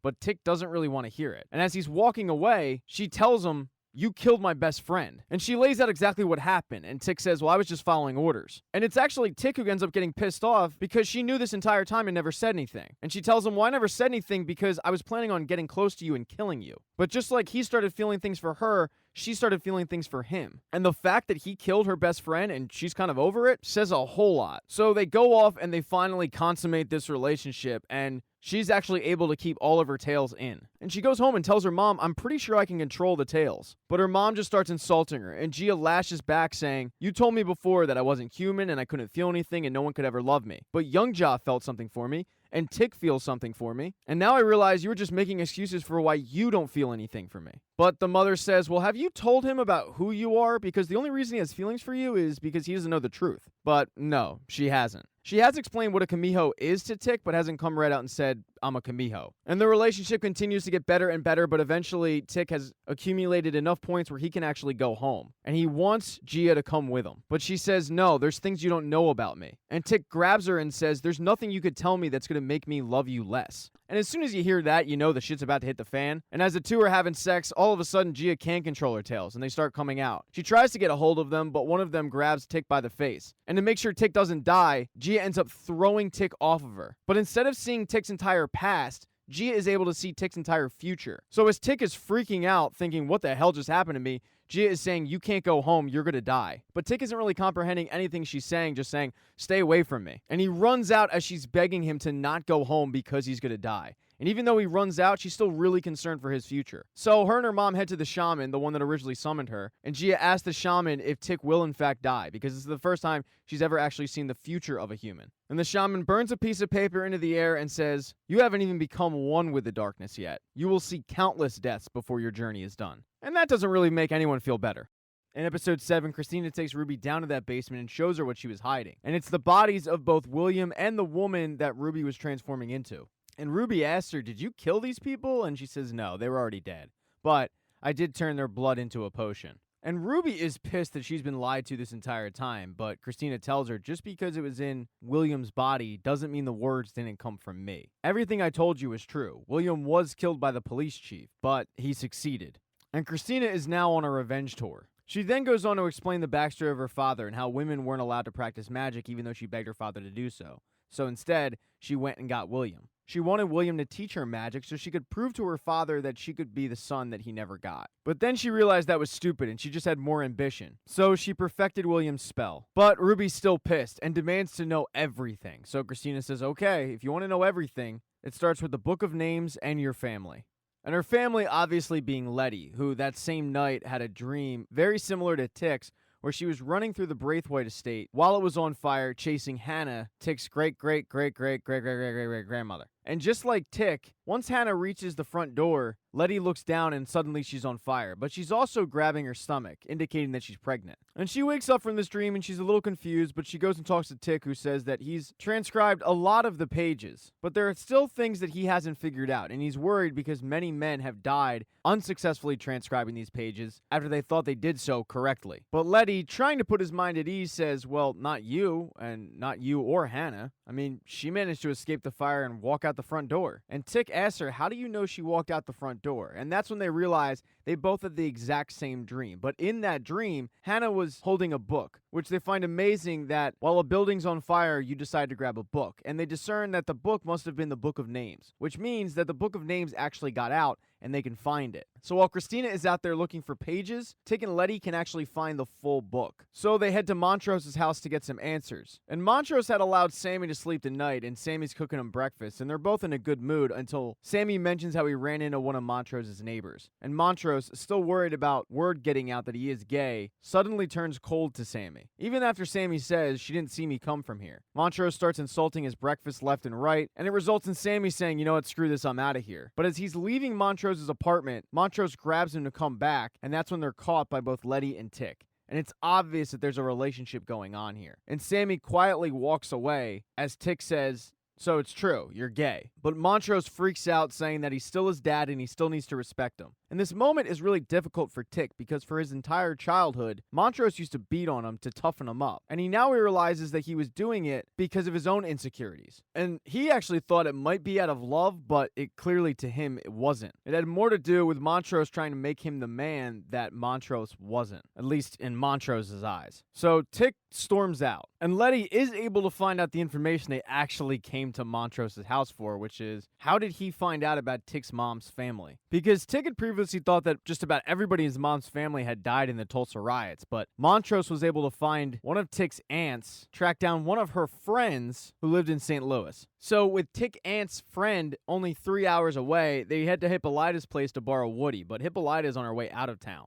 Hippolyta returned from Devon County where she found the destruction of the Braithwood estate, but at the destruction site, she also found a copy of Arenthia Blue, Dee's comic that she created. So she knew that George was there, and she knows that something's up. When she returned, she was able to figure out how to open the orrery. And when she did that, one of the planets popped open, revealing a key, but also coordinates. And that's where Hippolyta's headed, to find out where those coordinates lead. So when Tick and Letty asked to borrow her car, she says, "No, I'm heading out." And that's going to force Tick to take the bus to meet his aunt's friend in St. Louis. So Tick heads to St. Louis, but he does so by himself because he's leaving Letty to make up with Ruby. And Ruby is at Hippolyta's place watching Dee. And the two do make up, and they both watch Dee and her friends together, and that night they're talking about where Ruby's been staying. And Ruby reveals she's been staying on the north side with a white guy, but also says, "You probably worry about your own relationship with Tick." Letty then tries Ruby's food, which she normally loves, but she gets queasy. Another sign that she's pregnant. So she goes upstairs to open up a window and get some air, but she goes into the room with the orrery. And when she goes in the room with the orrery starts going nuts because she's carrying Tick's child, which has the blood of Adam. So she calls Tick up, who has made it to St. Louis and is spending the night with his aunt's friend, who tells him her whole backstory about how her husband and Tick's aunt's husband served in the war together, but after they both died, the two kind of shacked up and they lived out their days together, although Tick's aunt is passed away. And that Tick's aunt did mention a book, but it sounded more like a photo album or like a family Bible. And unfortunately, it got lost when a bunch of white people burned most of their property. She does start showing Tick some photo albums that feature his aunt, and that's when she gets the call from Letty. But as Tick is looking at the one photo, he realizes that him and his aunt have the same exact birthmark. He then gets on the phone with Letty, who tells him all about the orrery and about how Hippolyta must have taken it, not knowing what it really was. She also tells him about the coordinates that lead to the Winthrop Observatory in Kansas. But as Letty is on the phone telling Tick about the coordinates, doing so pretty covertly, Ruby is eavesdropping the entire time. So both Hippolyta and Tick head to the observatory, and Hippolyta makes it there first, putting the key into the machine, and when she does so, it takes a little bit, but it does in fact turn on. Although to totally understand it, she's going to need to work some mathematical equations, which she can do because Hippolyta is crazy smart. But as she's doing so, she needs to hide because cops who are guarding over the observatory come on in to see what the commotion's going on because the machine is never on. And when they do that, they end up finding Hippolyta and questioning her. But as they're asking her what she's doing there, Tick shows up and starts fighting off the cops, damaging the machine in the process. And when the machine gets damaged, it opens up a wormhole. A wormhole that Tick throws the one officer through. The other officer ends up getting shot by Hippolyta with the other police officer's gun that dropped to the floor. And it leaves both Hippolyta and Tick in shock about everything that just went down in the past 2 minutes. But they also get dangerously close to the wormhole, which sucks them both in. And it transports Hippolyta to this sort of space station room that's all white, and she's got these sort of vials that are in her forearms. And when the door opens, in front of Hippolyta is a robotic black woman with a massive afro. And Hippolyta starts questioning what she's doing there, what the things are in her arms. But the woman just says, "You're not in a prison," and leaves. And Hippolyta is going a little stir-crazy trying to make sense of it all. Now, the woman does eventually return as Hippolyta is trying to escape. And the woman just says, "Name yourself. Where do you want to be?" And Hippolyta just blurts out, "I want to be on stage in Paris with Josephine Baker." And all of a sudden, she's transported to Paris, where she is on stage with Josephine Baker, having no idea about the dance choreography and making a fool of herself. But the more time she spends in Paris, the more she gets acclimated to the dance routine, and the more she gets comfortable with all the girls, including Josephine Baker, who she befriends. And one night, as the two women are talking about how they both feel like they're just a star, shining bright but actually burned out years ago, Hippolyta tells Josephine Baker that from her experience in Paris, she now realizes that she's become that same Negro woman that white people wanted her to be. It's as if they found a new way to lynch her without her even knowing it. And because of it, it makes her want to just kill white people. And it's not like she just hates white people. She also hates herself for allowing them to make her feel small. And all of a sudden, she just starts screaming, "I am Hippolyta." And when she does that, she gets transported to the Amazon, where she becomes a warrior, fighting off a Confederate army. And doing so pretty well, becoming the Amazonian leader in a way, giving an impassioned speech that would make William Wallace blush. But as she's doing this, she also knows the Confederate army is just way too many people and they're all going to get slaughtered. And as the Confederate army is barreling down upon them, Hippolyta says, "I am Hippolyta, I am George's wife." And then she gets transported to the first time we ever meet Hippolyta, lying in bed with George. And she tells George the entire backstory of everything that she just went through. And she's pretty positive that she just proved the many worlds theory that she read about years ago. But unfortunately, she doesn't actually know if George is currently alive or not. And it's because she just doesn't know what all of this means. But the most important thing is that it feels real. And George tells her that it means the world to him that after all of her adventures, pictures, she's still identified as his wife. But that reminder upsets Hippolyta. She doesn't like being known as just George's wife, and she tells George that she had big dreams, but when she met him, she had already shrunk. And after meeting George, he allowed her to continue to shrink,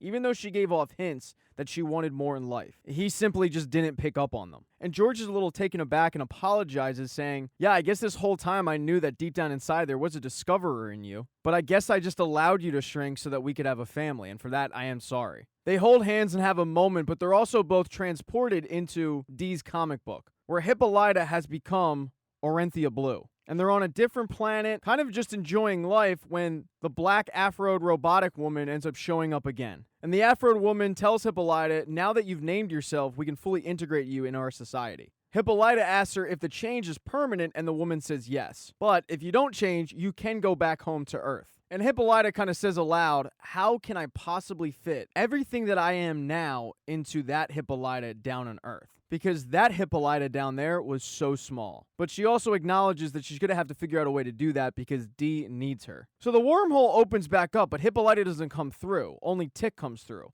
holding a copy of Lovecraft Country. And he's screaming for Hippolyta, but she's nowhere to be found. Tick also needs to get the hell out of there because the cops have shown up, and it's only a matter of time before they find a black guy in a building he's not supposed to be with a dead police officer who was shot. So Tick runs, which is unfortunate because Tick didn't notice that underneath the dead cop's arm is a copy of Orinthia Blue, which clearly says written by D. Freeman.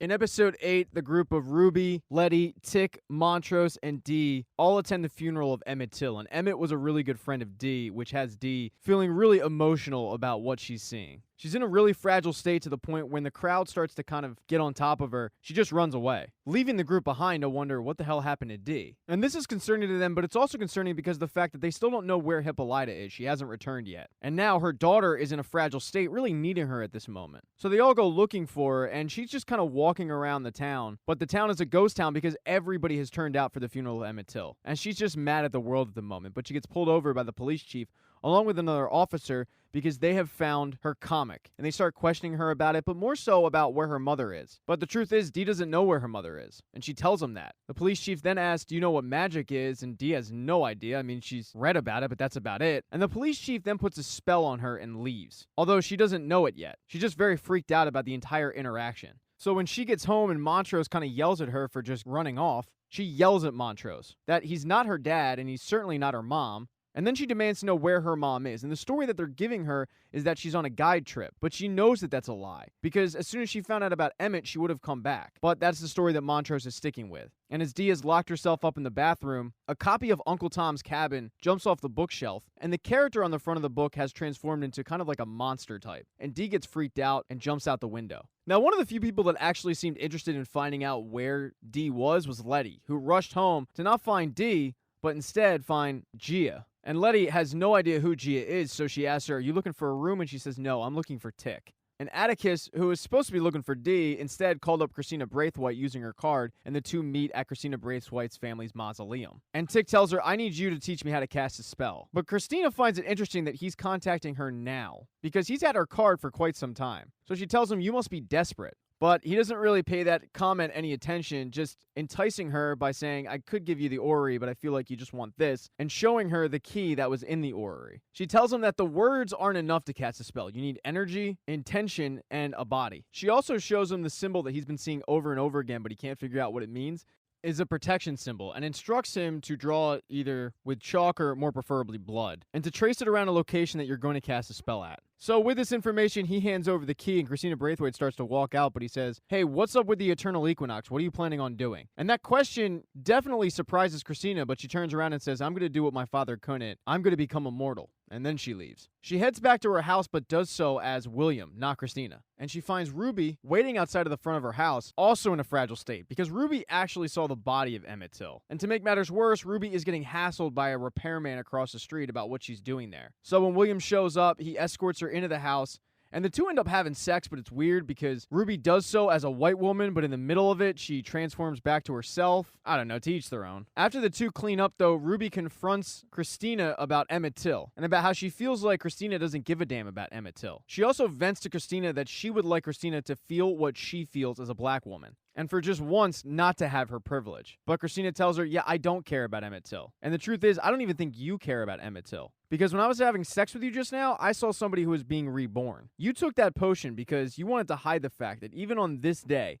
the day that Emmett Till gets buried, you wanted to hide the fact that you're a woman who wants what she wants. And then Christina just leaves Ruby in shock. Now, Tick heads home from Christina's meeting to find his current girlfriend who's knocked up and his ex-girlfriend who's a nine-tailed fox. And no one's more surprised at Gia being there than Tick. And Gia explains everything, how she saw Tick's future and about how he died. So Tick ends up quizzing her about it, when it happens, how it happens. But Gia doesn't know. She just knows that it does happen. And Tick snaps at her, saying, well, if you don't have any answers for me, why did you even bother coming? But Letty cuts him off and says, it's because she's still in love with you, you idiot. And she storms out. This leaves just Gia and Tick in the room alone. And Tick tells her, what we had wasn't real, and I'm not dying, so get the fuck out of here. And then he goes chasing after Letty, who is pissed off. And she's pissed off because she found out all this information, not from Tick, but from Gia. And Tick is claiming to her that he kept it from her because he didn't believe it. But Letty's point is, well, you must have believed it a little bit if you kept it from us. And she ends up yelling at him, well, you must have screwed up because everybody else has seemed to die since you've come back. So Tick walks off and she says, where are you going? And he says, I'm gonna go make it right. I'm gonna go cast a spell. He then explains how he met with Christina and he traded the orrery key for information on how to cast a spell. And Letty looks at him saying, have you lost your damn mind? You can't trust her. And what if Gia is right? What if this is the way you die?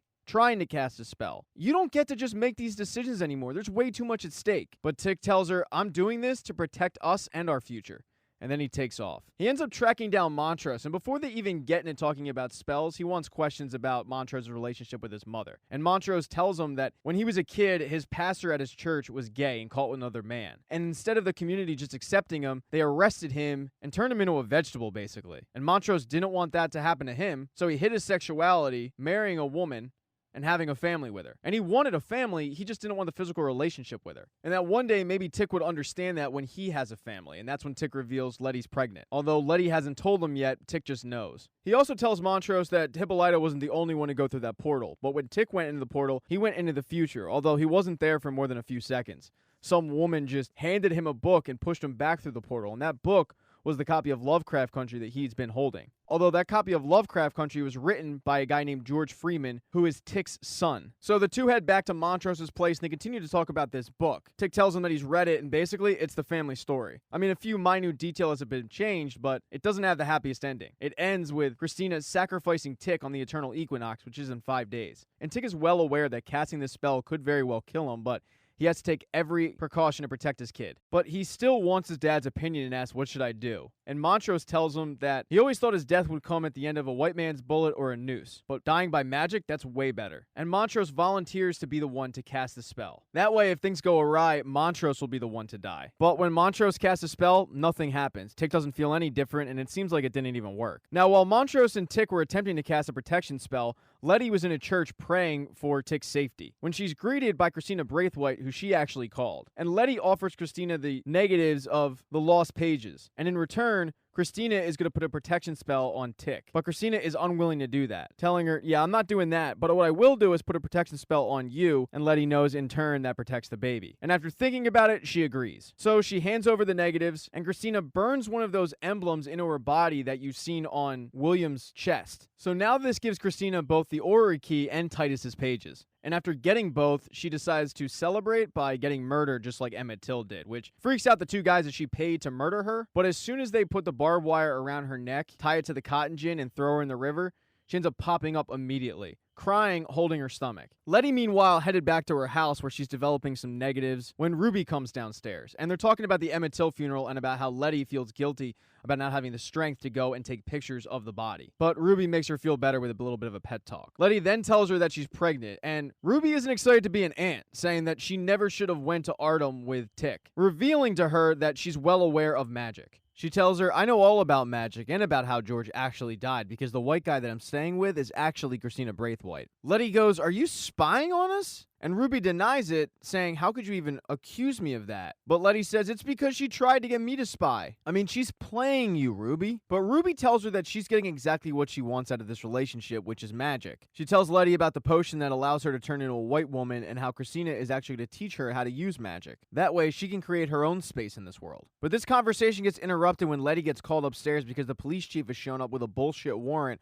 wanting to get in the house to find the orrery. But as he starts to walk his way into the house, he gets shut down, just like Christina Braithwaite was earlier, because the protection spell that voodoo witch doctor woman put on the house is still very much in effect. So the police chief, realizing what happened, just says, all right, let's get out of here, and turns around and walks back to his patrol car. Letty's first thought is, holy shit, that guy knows magic. But Ruby's first thought is, well, now he knows that you know that he knows magic. And at that moment, the entire house is riddled with bullets as the entire police unit just opens fire on the house. Eventually, though, Letty remembers that Christina put a protection spell on her. So she sits up, and sure enough, bullets are just ricocheting off of this invisible force field. Now, Tick was making his way over to the house. And when the police saw a black man just walking, unarmed, all 27 of them thought they were in danger, so they pointed their guns at him. And while Letty was running out of the house to protect Tick, one of them fired his weapon. But right when the bullet's about to hit Tick, one of those monsters from Artem that's just covered in eyes busts through the street, takes the bullet for Tick, and starts killing all of the police, including the police chief. And as you can imagine, Letty and Tick are pretty scared at this moment, and right as the monster is about to attack Letty and Tick, Tick puts his hand up and the monster just stops, just like a dog getting petted. To which Letty says, oh my god, that spell worked, because Tick is this monster's master now. Now, Dee also had herself quite a day. After fleeing her house, she was followed by the girls from the Uncle Tom book, and they're creepy as hell looking.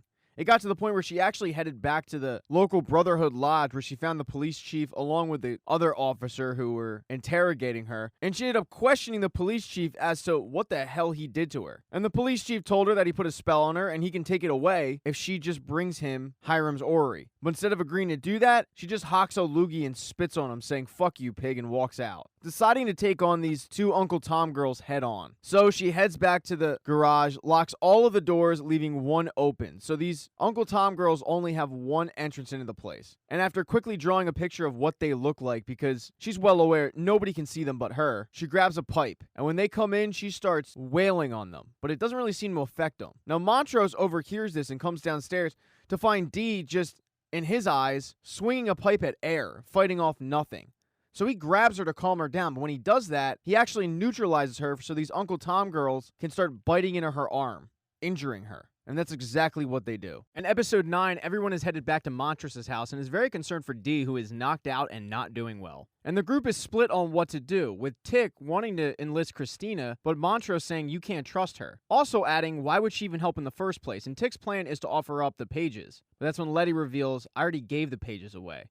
I did so to try to get you a protection spell, but she didn't do that. Instead, she offered me a protection spell. And when Montrose hears that, he starts screaming at her that she was only looking out for herself. To which Ruby sticks up for her little sister, saying she had to do it because she's... And that's when Letty cuts her off, so she doesn't reveal that she's pregnant, even though everybody in the room actually already knows that she's pregnant. Ruby then tells the group, Christina will help Dee from me. And she was right, because Christina shows up, but lets everybody know, unfortunately, there's not a lot she can do. She didn't actually put the spell on, so they're gonna need the police captain. But that's when they let her know, well, the police captain's kind of dead. He died last night in a gas main explosion right outside of the house, which, of course, is a lie. And the best that Christina can offer is to restore the curse's cycle, but at the end of the day, Dee is gonna die every single time. But with no better option, Tick says, okay, let's do that. And Christina says, whoa, hold the phone. If I'm gonna do this, you need to do something for me. You need to come back to Artem with me willingly for the eternal equinox. And Tick, just wanting to buy himself some time to save Dee, agrees to it. So upon the agreement, she says, okay, I'll be back. I have a personal matter to attend to. In the meantime, I need Dee's closest blood relative, which in this case would be Montrose. He's going to play a pivotal part in the spell, and then gives him further instructions and heads out. And she heads to the local Orders Lodge, where the police chief actually isn't dead. Some of the other police officers are trying to keep him alive, but they're struggling to do so big time. He's clinging to life. And Christina Braithwaite walks into the office, but not as Christina Braithwaite. Instead, she walks in as William. And right away, the police captain knows that it's Christina Braithwaite. But William goes into the desk drawer and pulls out that rock that Christina had Ruby put in there secretly. And Christina tells the room that she was perfecting William's regeneration spell when she realized that it could also be used to curse people. And that's what she did in this situation with the police captain. for revenge. And then Christina/William watches the police chief die a painful death. Now, while this is going on, the group is supposed to be preparing for the spell, getting everything in order. But Montrose is busy drinking this moonshine-like beverage that George used to make. Tick ends up finding him drinking it and takes it away from him, and Montrose is beating himself up over George, saying if he was here, he'd know what to do. And if I could, I'd go back in time and take that bullet for him. I mean, the last thing he told me was to protect his family. But Tick, not wanting his father to beat him up any more than he's already doing, says, "You are protecting the family. I mean, you saved me. You're trying to save Dee in this situation." But Montrose knows that that's not technically true. If he wants to save Dee, he has to come clean. And he does so saying, George might be your father. Because if George is truly Tick's father, then Dee's closest blood relative isn't Montrose, it's Tick. But all Tick can hear is, George is your father, and he gets irate, wanting to know exactly how this could happen. And Montrose tells him that Montrose, George, and Tick's mom all grew up in Tulsa and went through the riots together. And when that happened, it formed a kind of unbreakable bond. And Tick is pissed off because it turns out the guy that he always wanted to be his dad, George, was actually his dad. And he finds this out after George passes away. Letty comes downstairs to let them know that Christina is there, breaking up the conversation, realizing that she walked into something pretty awkward. And she also lets him know that Dee's fever has broke. And that's when from behind all of them, Hippolyta has returned, just strolling back into the shop saying, "What's wrong with Dee?" So they fill Hippolyta in and they all head upstairs to where Christina is going to perform the spell, and Dee is looking real bad. I mean, she looks like one of those Uncle Tom girls that was chasing her. But they go through the spell, cutting Hippolyta because she is now Dee's closest blood relative, and the spell does work. It turns back the clock, but Dee is still knocked out. And after the spell, Christina and Ruby just head out, and Letty pulls Ruby aside saying, "You can't trust her." But Ruby snaps back, "If you would just open your eyes, you would see that Christina's not trying to hurt either one of us." Letty makes the case that she was shot, but Ruby reminds her, "You were shot by Christina's father. Christina brought you back from the death and put a protection spell on you. If anything, you should be following me into this car." But Letty asks her, "Well, has she told you about her plans for the eternal equinox?" Because if Tick has to come willingly, it's probably a spell that's going to kill him. But Ruby doesn't say anything, just turning around and getting in the car with Christina and heading off. They head back to Christina's place where she asks Christina, "Who is this white woman whose body I keep taking over in the spell?" And Christina lets her know that the woman used to be a groundskeeper back in Ardom who Letty knocked out with a shovel. And full disclosure, I didn't pick up on that until now. That's my bad. Ruby then starts quizzing Christina on her true intentions and if she was using Ruby to get close to Tick. And Christina kind of takes umbrage with this accusal, saying, "I came today because you asked me to. And sure, I saw an opportunity and I took it, but I'm not using you. I'm not your sister or your mom." Christina continues to plead her case, but Ruby cuts her off and says, "Are you planning on killing Atticus?" And Christina reveals that yes, his blood is a part of my spell and I need all of it. Christina tells Ruby that Atticus was going back to Ardom the moment he stepped foot in the town. The only question was, when was it going to happen? And also, Ruby is somehow a factor in it as well. So Ruby makes Christina promise that when she does this spell, she will not hurt Letty, and Christina agrees. Now, back with the group with Dee, Hippolyta is packing up Dee and Woody and asking what the source of magic is. And Tick lets her know it's the Book of Names. She says, "Where is it?" And he says, "Gone. It burned up in the Tulsa riots." They then ask Hippolyta where she's going, and Hippolyta says that Dee has about 24 hours. So they're going to head to the conservatory, which is about 6 hours away. And Hippolyta will fix the machine, which is going to take about 4 hours, but she's going to use the technology that she brought back from the future. And the plan is to use that time machine to go back to Tulsa, grab the Book of Names, and use it to save Dee. And Montrose tells her, "I don't know where you went, but you're sounding crazy." And Hippolyta fills everybody into where she went and how she's going to use all the information that she gathered from that journey to help save her daughter, and instructs everybody to get into Woody immediately. So everybody heads to the observatory, and when they get there, Hippolyta and Tick start working on the machine while Montrose and Letty start tending to Dee. And while doing so, Letty lets Montrose know, there's a reason why I took the protection spell, and Montrose tells her, "Yeah, you're pregnant." And Letty wants to know how the hell he knows, but he says, "Well, Atticus told me." And this is a shock to Letty, who says, "Why would he keep it a secret that he knows?" And Montrose tells her how he went to the future and he knows he's going to die because of Christina's spell. And that's really surprising to Letty, who says, "Well, Hippolyta said there's multiple universes. I mean, what if it's not true?" But Montrose says, "Well, what if it is? That means that by you handing over the pages to Christina could have directly gotten my son killed." At that moment, though, this guilt trip ends because Hippolyta has gotten the machine working. But the thing with the machine is, it bounces from different dimensions. Luckily, though, she knows how to focus on one moment. She grabs a picture out of Montrose's wallet of him, George, and his father back at Tulsa in a fancy hotel, and is going to focus on that, telling the group that what they really need for this machine is a motherboard,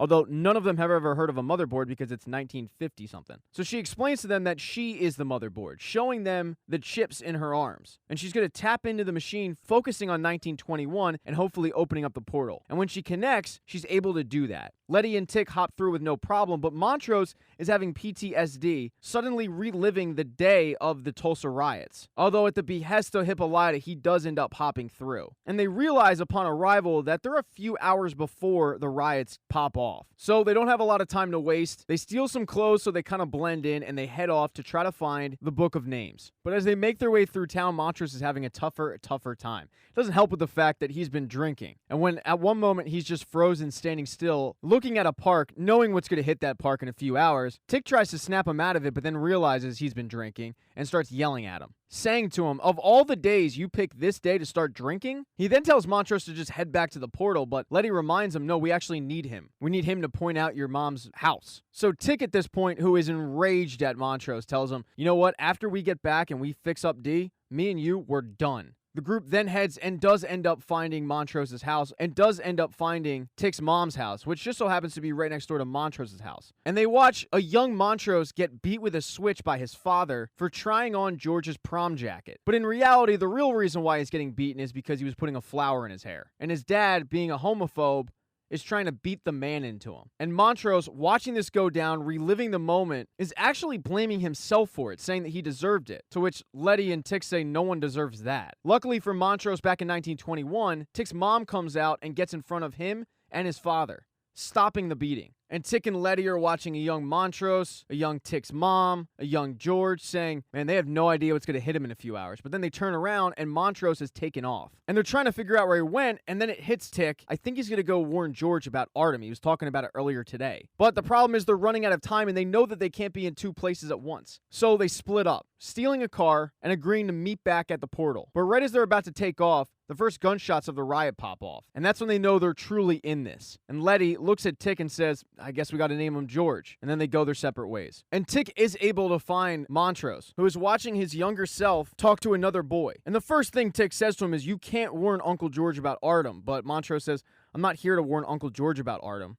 I'm here to warn him. And he tells him it's a boy named Tommy who ends up getting shot in the head. And Montrose met Tommy that day to tell him that they can't be friends anymore because Tommy is gay. And at that stage of his life, Montrose was just lying to himself. And it's something that he's always blamed himself for, always regretted, and now he can right that wrong. But Tick says you can't do that. You can't mess with time. You can't change anything. We're literally here to get the book and get out. Montrose, though, is dead set on doing it, saying that it'll be inconsequential. He can save Tommy's life. He can right this wrong. But Tick says, no, you can't. I need you to end up with my mother, because if you don't, I don't show up. And if I don't show up, my grandchild doesn't show up. But Montrose tells him that Tommy was the first sacrifice in a long line of sacrifices that Montrose made to be his father, which is something that really upsets Tick. Luckily, though, for Tick, it is too late. A group of white people roll up on the two kids, and you can see the terror in their eye as one guy pulls out a gun and, sure enough, shoots Tommy right in the head, right in front of a young Montrose. Now, a few other black people do come to the aid of Montrose, but they're outnumbered, and they're getting the shit beat out of them. And this is the famous moment that Montrose and George have always talked about, where some stranger showed up, swinging a baseball bat like Jackie Robinson, and saved the day, only to disappear as quickly as he came. But as they're watching it go down, this guy isn't showing up, and Tick says, we must have messed up something. But when he steps forward, he kicks a baseball bat that's on the ground, and that's when Montrose realizes, you're the guy. So Tick grabs the baseball bat, runs in, and starts swinging that baseball bat like 42, beating the shit out of all of these racists, bashing their heads in, and saving these kids. And Tick finally gets to say the phrase he's been hearing his entire life, a phrase that was so monumental to his father. He gets to say, I got you, kid. And then he runs off. Tick and Montrose head back to the portal, but upon arrival, Montrose realizes there's something wrong with it. So Tick hops to the portal, and sure enough, there is something wrong. Hippolyta's having trouble keeping it open. She's really struggling. But Tick tells her you have to keep going because Letty isn't back yet. And Letty made her way into Tick's mother's house after fleeing from a bunch of white people who were trying to kill her. And she is brought face to face with Tick's grandmother. And as the men go off looking to protect a house that ultimately is going to be burned down, it's the whole reason they had to show up and save the book, Letty is searching through the house trying to find that book, but she gets caught by the grandmother. And the grandmother has Letty at gunpoint saying, who the hell are you? I knew something was wrong with you the moment I saw you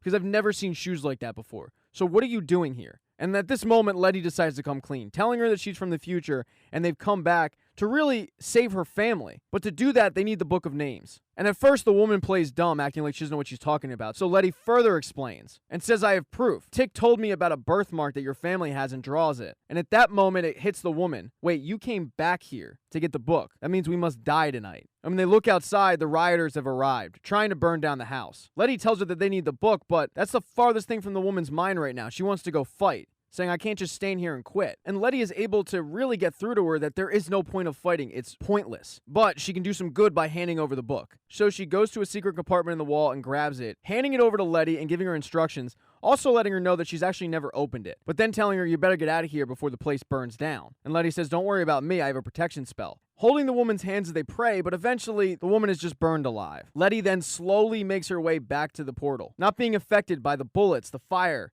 even the bombs that are being dropped. And Montrose is watching her do this, but also watching the destruction of the massacre, having to relive it for a second time. When Letty gets to the portal, though, the two hop through because Hippolyta was able to keep it open. But she strained to do so much that her hair ended up turning blue, looking a lot like Dee's comic. But when they get through the portal, Hippolyta crashes into Tick's arms, gasping for air, asking, did we get the book? And Tick excitedly tells her, yes, we did.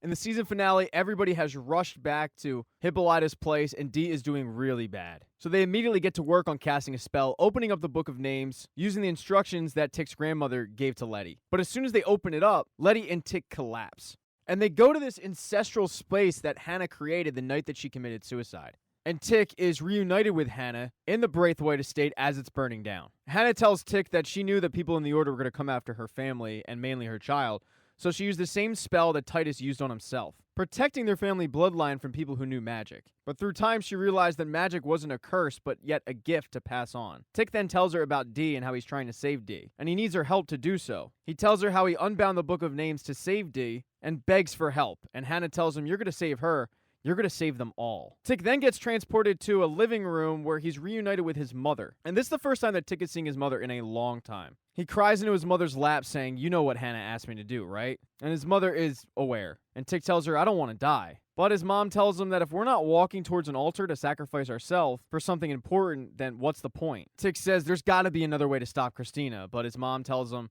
that's a trick that we play on ourselves, telling ourselves that we have a choice when we don't. She gives him a little bit of a pep talk, telling him that he got the best qualities of both Montrose and George. George's integrity and Montrose's fierce heart. And that Tick has become a hero, just like the ones he used to read about as a kid. And that Hannah's spell is going to change everything, and it's just the beginning, it's not the end. Tick and his mom then walk into another room where they see Letty and Tick's grandmother. And Tick's grandmother had given Letty a little bit of background about where they're at, but also about the fact that before Hannah committed suicide, she had reopened the book one last time to put a spell on it, to bind it forever, so that no one would have to deal with what she was dealing with. And since then, the family has protected the book for generations, and now Tick's grandmother is passing the book off to Letty. But Letty doesn't want to take it, saying, what about Atticus? And his grandmother says, Atticus has his own problems. The last advice she gives Letty is to not do what Hannah did. Don't use the book out of fear.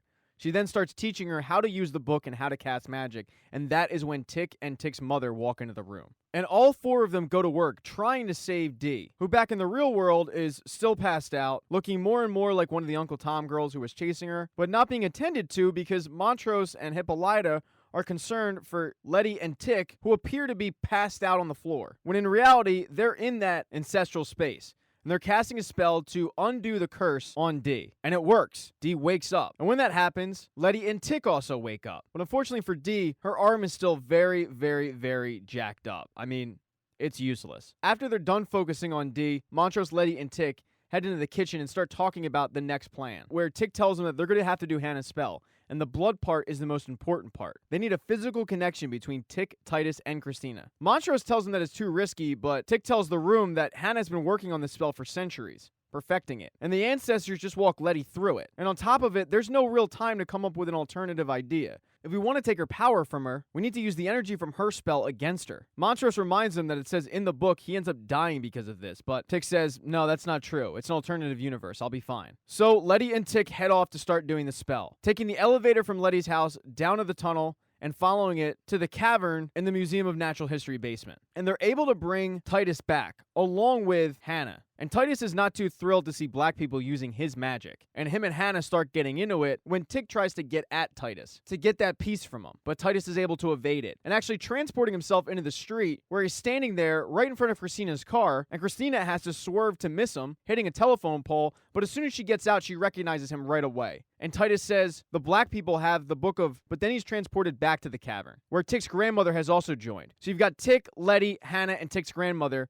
casting a spell to keep Titus there. And for Christina, it's not too hard to figure out what they have. I mean, he wasn't talking about a cookbook after all. And with the four of them casting this spell, Tick is able to stab Titus and cut out a piece of him. Unfortunately for the group, that was the easy part. They then have to say goodbye to the elders, which is pretty tough for Tick because he's saying goodbye to his mother. They then head back and try to figure out how they're going to get a piece of Christina, and Letty says, we'll just use Ruby. I mean, she's close with her. But as they're doing this brainstorming, to their surprise, Christina Braithwaite walks into the store with an offer. Now knowing that they have the Book of Names, Christina tells Tick that if he hands the Book of Names over to her, she'll find an alternative route to get immortality. She won't have to kill him, and she'll leave his family alone. But Tick says no. And Christina, who's pretty pissed off, turns around and as she's leaving, takes the protection spell away from Letty. Now that night, before the group heads off to Artem, he wants to reconcile with Gia. And he meets up with her at a hotel bar and tells her that what they did have was real. But he thought that if he denied that part, he could deny all of it, including what she saw. So the two seem to be on good terms. Letty also has her own meeting because the next day, Letty meets up with Ruby at her mom's gravesite and tells Ruby, I was in jail. That's why I couldn't go to mom's funeral. Letty then gives her sister a speech about magic and says, you're right, we need to learn magic. And pulls out the Book of Names, showing it to Ruby, saying that they're going to use it in a binding spell against Christina. And they need Ruby to help them get a piece of Christina's body to use in the binding spell. She reveals to Ruby that Atticus didn't want her going to her because Atticus feels like Ruby is too close to Christina. But Letty says, I know that's not true, you're my sister, and right now I need my sister. But Ruby doesn't just welcome back Letty with open arms, saying this is what I'm talking about. The only time you ever want to be my sister is when you need something, and then walks back to Christina's house, where she finds Christina trying to perfect her spell. Christina shows Ruby the elements of magic and tells her about the first time she perfected the spell from William. And she was able to combine pieces of her blood, her nails, her hair with his, and that way she was able to turn into him.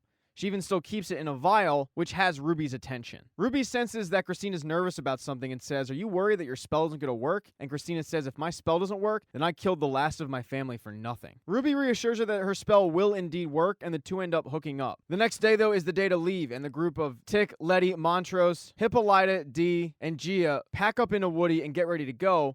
But at the last minute, Ruby shows up, handing Letty over the vial from Christina, and also joining them in the trip to Artem. And when they get there, the group kind of disperses to get ready to put their plan into action, with Montrose and Tick heading into the woods, and Tick taking a bite out of Titus's flesh and downing Christina's blood. He then heads into the town of Artem, where the townspeople surround him and escort him to get ready to go through the ceremony. While this is going on, Letty and Ruby are writing symbols in a tower in the town. And while they're doing this, Ruby says, despite everything, the drive-in was nice. I mean, I actually understand the draw of family, which is a really weird comment for Ruby to make. And Letty is definitely suspicious and tells her, I'm really glad you agreed to help us in the cemetery, which obviously didn't happen. And Ruby turns around and says, of course, you're my sister. But Ruby can tell from Letty's facial reaction that that wasn't what she was supposed to say, and the jig is up. Because it turns out Ruby is actually Christina. She tells Letty that she caught Ruby trying to steal the vial, and she couldn't let that happen, so she ended up putting her in a coma, just like the groundskeeper and William. So Ruby/Christina and Letty end up getting into a fight, where Christina ends up getting the best of Letty, throwing her out of the tower, where Letty lands on her back, knocked out. And while that was going on, the townspeople also caught up with Gia, Montrose, and Hippolyta, surrounding them, beating them up, and taking them into custody, and actually knocking Montrose out. So when Christina shows up for the ceremony, having turned back into herself, she tells Tick that it was a pretty good idea to try to use my spell against me, but you screwed up when you tried to include Ruby in it. And at that moment, the townspeople bring in Hippolyta, Gia, and a knocked out Montrose,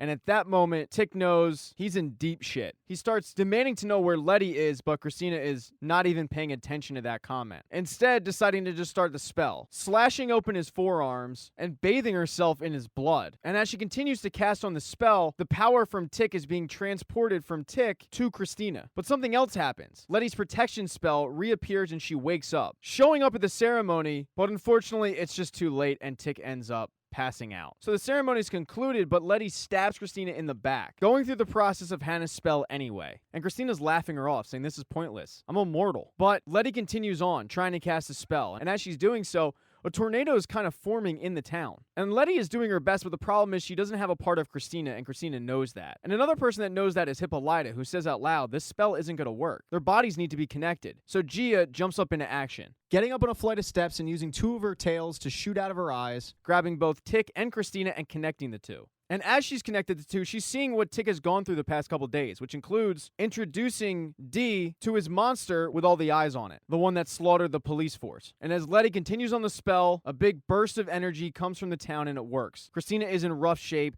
trapped under rubble, trying to cast a spell, but it doesn't work. She sees Letty standing over on top of her, who lets her know that she doesn't have powers anymore, because Letty has banned her from magic. In fact, she's banned every white person from magic, and she tells Christina, magic is ours now. At this point, Montrose has woken up and is trying to revive Atticus, but with no luck.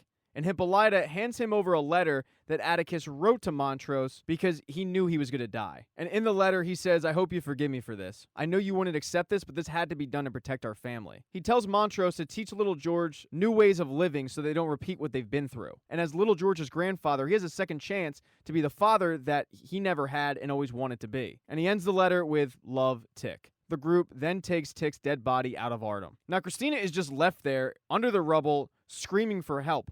But the only person that shows up is D, along with Tick's monster. And D has been in Woody this entire time reading a copy of Lovecraft Country. She's well aware of what Christina has done to her family. And she starts begging D to help her out, but D takes off her jacket, revealing that Hippolyta, using all the information that she had, created D a robotic arm. And D uses that robotic arm to get down and squeeze Christina's neck until her head just pops, killing her. And that is how Season 1 of Lovecraft Country ends. Thank you so much for checking out this recap. Please consider subscribing to the channel. Like this video if you liked it. If you thought the video or the show sucked or whatever, hit thumbs down. Sharing is caring, so if you know somebody that needs a recap of Lovecraft Country Season 1, please send this to them. And be nice in the comment section. I personally stay away from the comment section, but, you know, don't be a dick. But truly, no, I do appreciate you guys checking this out.